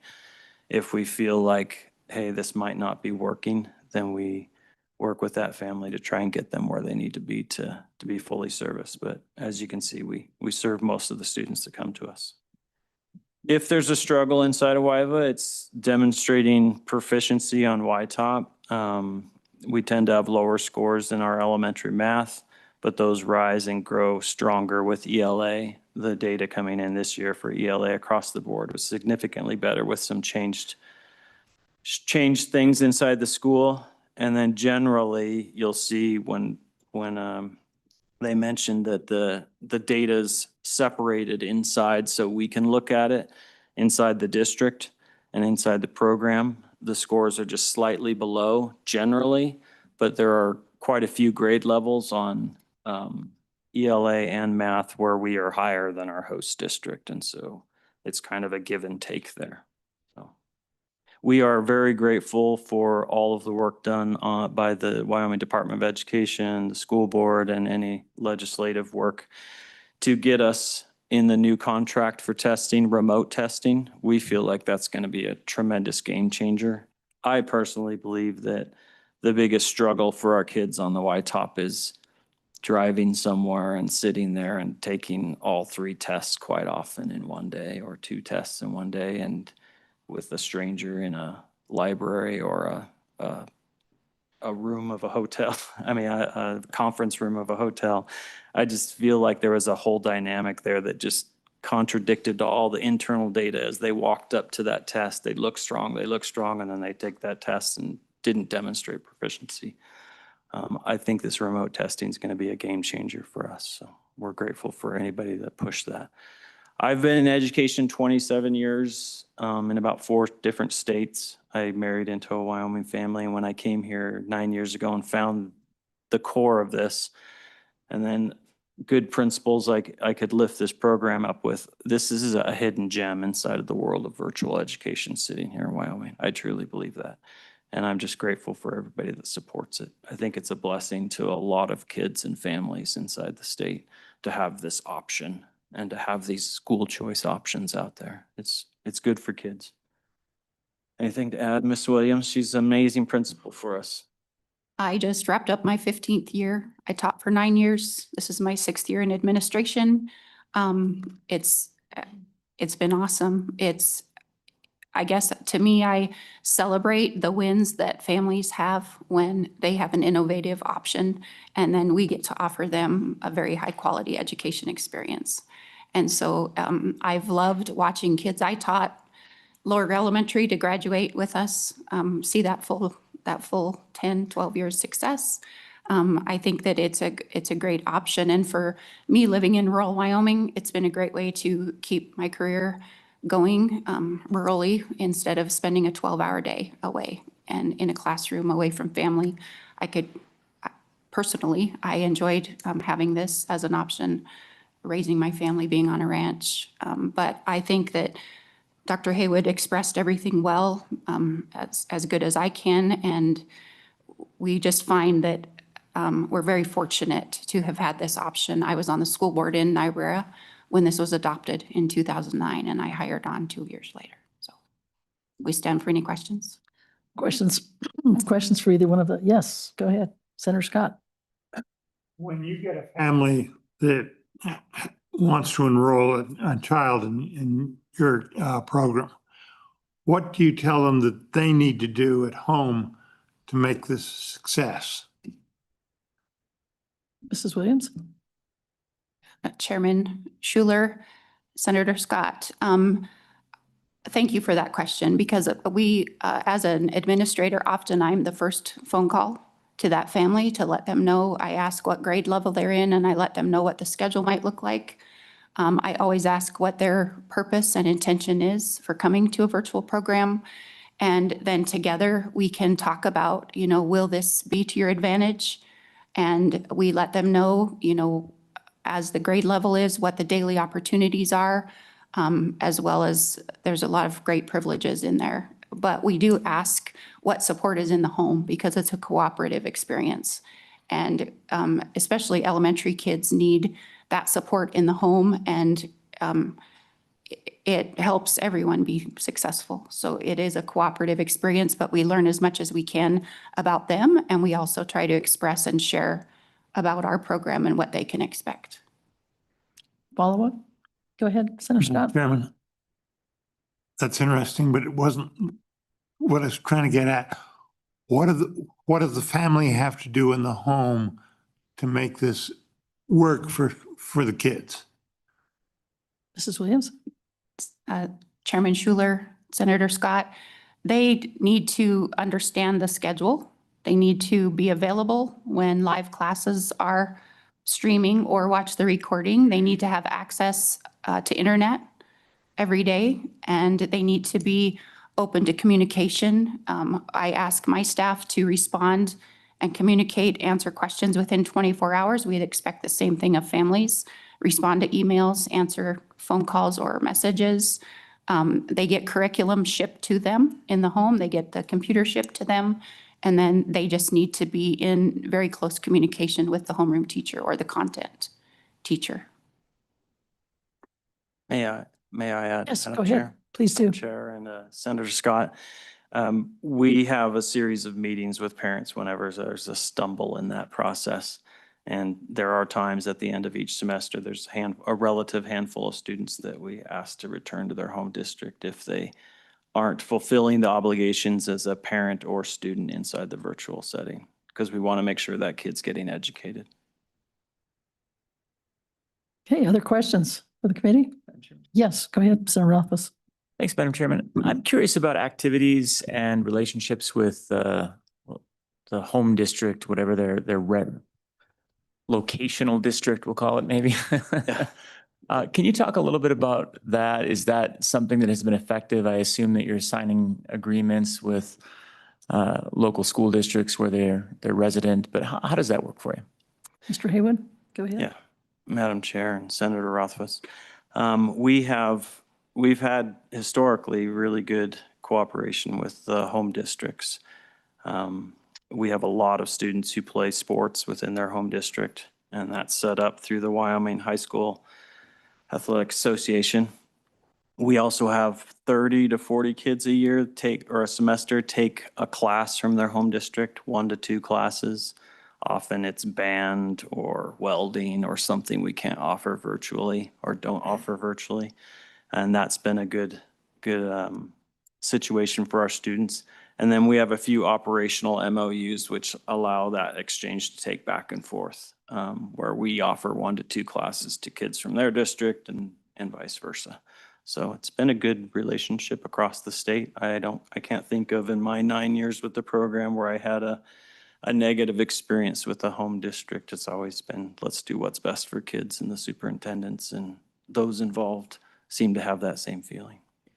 Yes, go ahead, follow up. And that was going to be my next question. And it sounds like things are okay. Just a concern that maybe due to resources or for whatever reason, a student in a local district was not getting access to local programming, local activities, or anything else, but you're not experiencing that. You've had success in engaging, and so those students are able to participate in band. They're able to join the football team or the debate team or whatever else, and it's all working out. Every once in a while, there's an initial no with a new leader, and a phone call and a good conversation usually resolves. And it's working out. Great. Thank you. Other questions? I almost grabbed the senator, but I'm going to go with the representative here first. Go ahead. Thank you, Madam Chairwoman. So you spoke about that you have certain expectations in order for them to be successful in your program. Do you have them sign, is that like in writing, and do you have them sign some sort of an agreement to that effect? Yeah, so it used to be, we called it our I understand agreement, and it had a whole list of things, and they signed off.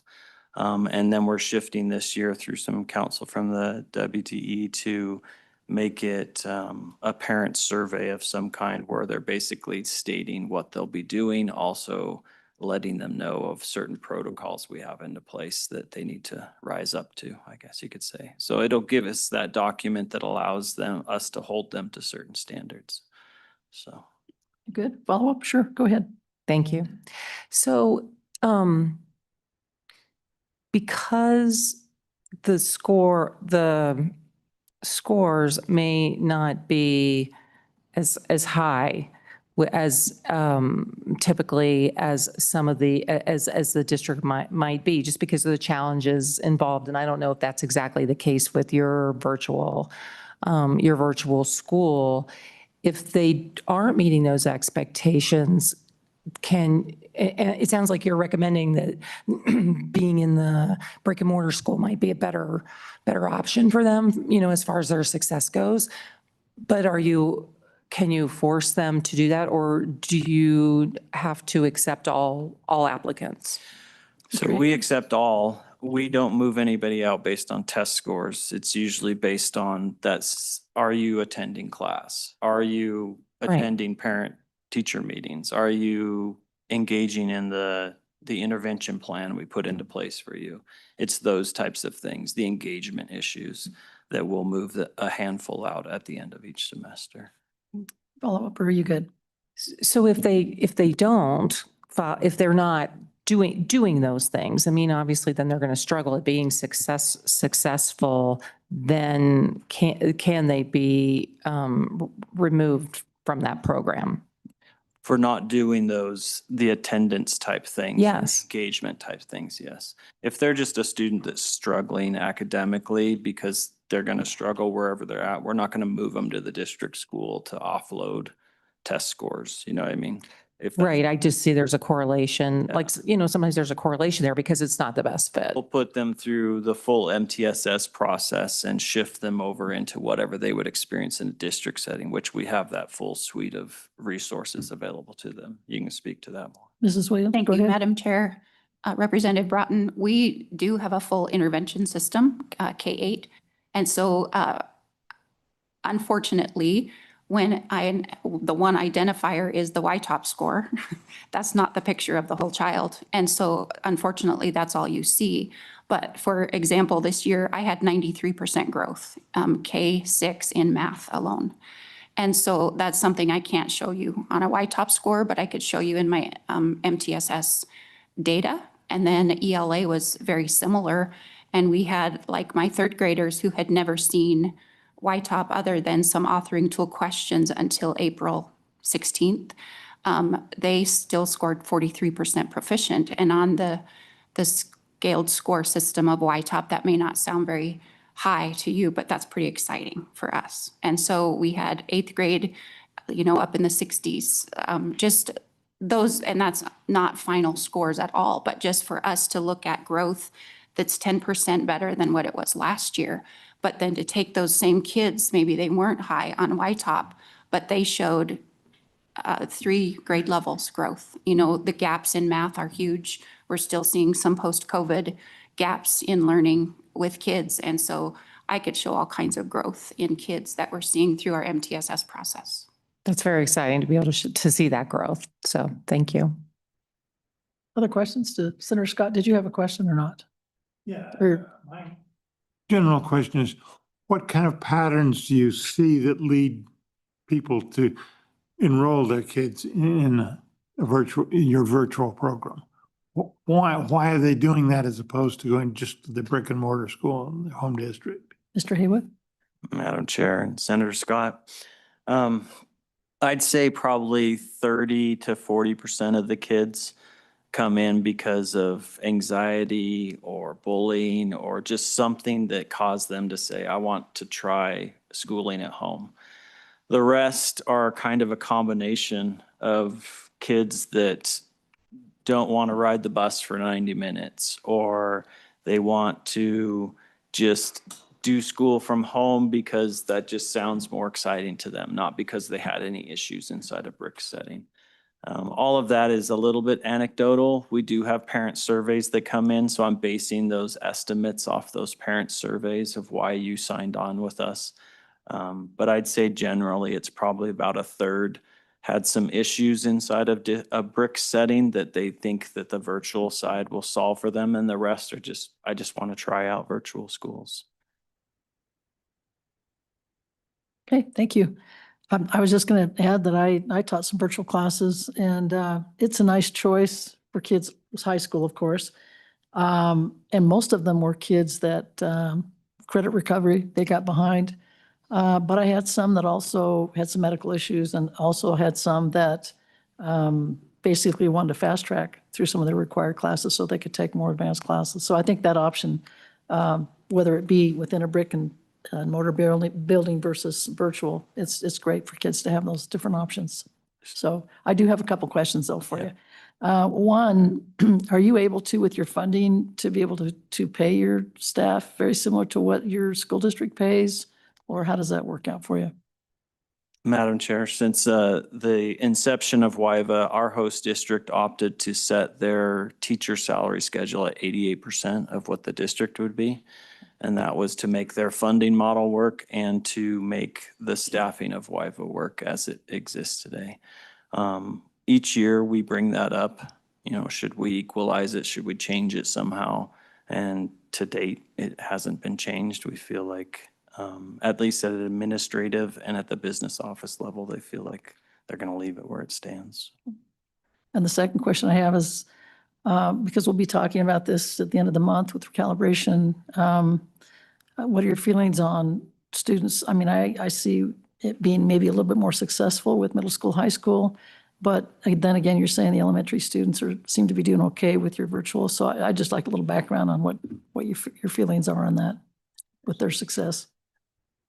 Madam Chair, I feel like just generally speaking, The high school and middle school age students tend to be a little more self-motivated and successful at just kind of stepping in and standing on solid ground.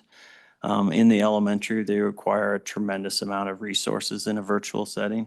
Mrs. Williams can attest to that. And so we've tried to keep that, to reshape that elementary into a more homeroom model where we were setting it at a 1:25 ratio, but with recalibration, obviously that's going to change slightly in a few grade levels to 1:16 and 1:22 or whatever that's going to be. And we'll align with that. And then we've really, over the last few years, built out a full suite of MTSS supports for students, which honestly, prior to that, we just didn't have into place. And that has started to change test scores. If you see rises, especially in English language arts the last couple of years, I think it's responding to that mechanism and that structure. Okay. Well, thank you very much for your testimony. Thanks for, you guys are doing some good work. Obviously, you've been around the block a long time and we appreciate all you do. Oh, one more question. Okay, sorry. Go ahead. Thank you, Chairman. And just occurred to me, we heard earlier that during the department's testimony about the disparity between a virtual full-time student versus the percentage to be considered for ADM in the district. So if a virtual student is considered full-time at 50% and a student has to be in brick school 80% of the time to be considered for ADM. Does that create a conflict or a challenge? Can you help me there? Mr. Haywood? Maybe I'm asking the wrong. And then I think Mr. Wilmarth has also a comment, but Yeah, Madam Chairman and Representative Williams, I don't think that's an issue. The 50% threshold for virtual education, or more than 50%, is to be deemed full-time and included in that disaggregated assessment analysis or enrollment analysis, just to it's a mechanism to say that student is a full-time virtual education student. The requirement of 80% is applied to all students across the state of Wyoming. And so all students who enroll in a Wyoming school district are counted amongst the ADM. And a student who is participating in 75% virtual education programs, and that's all they do, would be a 0.75 ADM. But if that 80% threshold goes back to the ADM statute that says any student who is enrolled in less than 80% of a full-time course load in the district shall be counted on a fractional basis. So if they take 3 of the 4 classes in a day, there'll be a 0.75 ADM. But if they're enrolled in more than 70 or more than 80% of a full-time course load, then they're counted as a full-time ADM. The concepts or the issues are unrelated in terms of a virtual education program and that 80% threshold to be counted on a fractional course load basis or time basis. So I just want to make sure that those issues aren't conflated. anything else? Okay, thank you so much for your testimony. Anyone else that would like to testify today, please come forward. And we'll just keep it pretty short. We're a little behind still, but we're catching up little by little. Welcome back. Hello again, Madam Chair. Fred Hollingshead, Director of the CSVA. I don't really have too much more to add. I think Dr. Haywood covered a lot of the things that I would have said if they were not here. I suppose I could share the contrast of how our program operates, because we are quite different than both WIVA and WICA are, and probably the rest of them as well. Our program began over the winter of 2017-18, and primarily it was began to serve homeschool families in the Sheridan 1 and Sheridan 2 area. And so we started with, I think, probably 7 or 8 kids. It grew maybe to 12 by the end of the first semester, first spring, and kind of hovered around 20, 25 maybe until the pandemic, and then jumped up massively to 250 and then has held steady between 150 and 200 since then. I noticed Matt's numbers had us at 167, and then one of the questions I had, I'm assuming that that's an ADM number. So something for the committee to keep in mind is the number of kids we actually serve, the human beings that are in our program is higher than 167, and I assume it's higher for the other programs as well. So if that's a ADM number, and so we've got 2,500 students in the state that are ADM, counted, the number could be 27 or 2,800. I mean, I've got an additional 20 or 30 kids who are seniors, and they just need 2 additional credits to graduate. And so they're counted, 2/7 in our ADM, but there are 2 additional 100% students that are not taking classes anywhere else. And so just be aware and Matt, I'm not sure, but I'm assuming it's an ADM number that you're sharing. Madam Chairman, members of the committee, recall the basis of this enrollment count comes from the Department of Education, and the definition of a full-time enrollment or a full-time virtual education program student is that it takes more than 50% of its coursework through virtual education program. So in the instance that a student takes 2 of its 8 courses or 7 courses, they would not be counted amongst this data from the Department of Education. So there are many students that are part-time virtual education programs that you don't see in the Department of Education data. And that's just based upon that definition. So unfortunately, that data is not available. Thank you for that. Appreciate it. Anything else? I just think that's important for the committee to know that there could be a couple other 100 students in your state that your programs are serving throughout, for all of us. I think my biggest point would be, you heard from Dr. Haywood that, they have a full program with teachers that meet with kids online or at least record sessions, and our program operates very differently.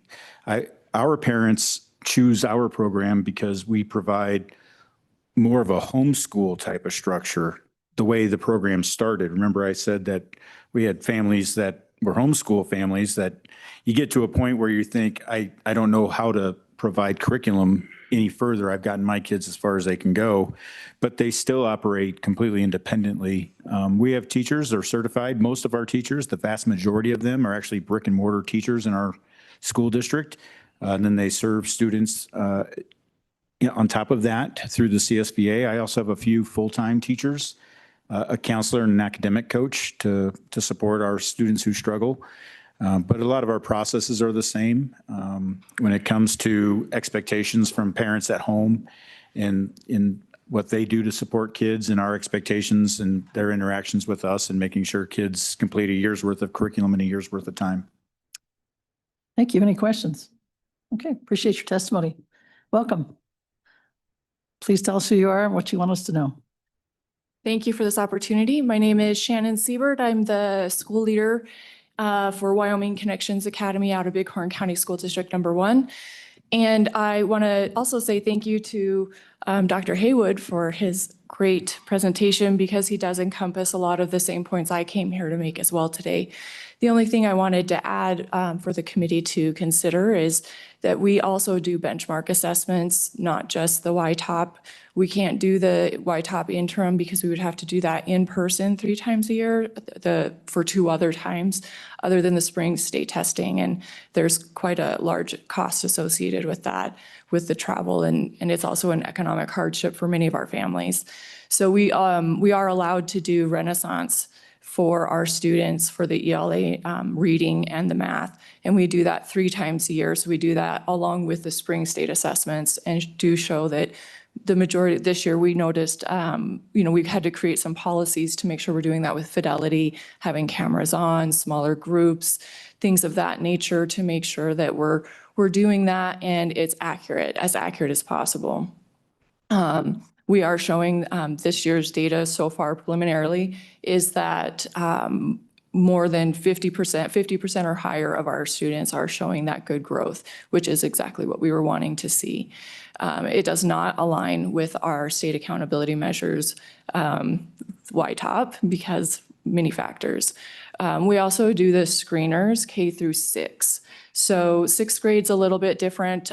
We kind of do a hybrid elementary, middle school. Their accountability is middle school, but we find that those sixth graders that come to us need the model of an elementary student where they have, if there's something that the teacher's not sure of, that teacher is trained in reading screeners, letters, Orton Gillingham, 95 phonics. So not only are we doing K through 3 screeners for our literacy, we do that actually K through 6. And then, so we show that those students do meet growth. They are reading at those levels. And if they're not, then they are thrown into our MTSS process and they are required to go to those live lessons and interventions with our teachers. Every model for virtual programs is a little different in the state of Wyoming. I call them flavors. And so when I'm talking to a family that maybe our program isn't working for because we are pretty rigorous in our curriculum, I say, what is it that you're looking for in virtual education? And let's go to that Virtual 307 website because it's an amazing resource. You can see each of the courses, you can see who to contact at each of those program levels. And, with the virtual ed coordinator meetings through the state, we do get to know each other well and what we're doing. And so then I'm able to then guide families. It sounds like you may, Cowboy State Virtual Academy, as Mr. Hollingshead had just mentioned, that might be more towards the flexibility you're looking for. Weston 7 is also of a similar model with the Braintree. And so, if the committee ever has questions, I also wanted to just throw it out there that the representatives on the Virtual 307 website, we are always willing to meet with state representatives as well as the virtual education consultant to answer those questions and give guidance. Thank you. Any questions for Ms. Siebert? Yes, Representative Kelly. Thank you, Madam Chair. Just to clarify, did you say Renaissance Star assessments? Correct. Okay. Thank you. Go ahead. Do you find any advantages to that system? Any deficiencies? Any recommendations for using it? Ms. Siebert? Okay. Thank you, Madam Schuler, Chairman, and Representative Kelly. We do like the Renaissance assessments just because it is easier for us to administer, but we also like that it is able to incorporate other programs. So we also use IXL as part of our intervention support programs for our students. It's a curriculum supplement and intervention support service. And the Renaissance does plug directly into IXL and then creates individualized study plans for our students that are based on specific standards. And then the teachers are able to utilize that also, the IXL, into their live lessons as well for their intervention supports. So we like it because it's pretty robust. And it as a reading benchmark, we do find that it is a good one. Any other questions? Okay, thank you for your testimony. Appreciate it. Anyone else in the room that would like to testify? Okay, with that, I think we will close public testimony and take a lunch break. We're only about 25 minutes behind. That's not bad. It's not bad. How much time would you like for lunch, committee? Hour and 15, hour and 30? Hour and 15? Oh, you want to keep going? No. Through lunch. Oh. Okay. Okay, let's shoot for an hour and 15, see if we can be back here. And thank you everyone for being here to testify. Appreciate it.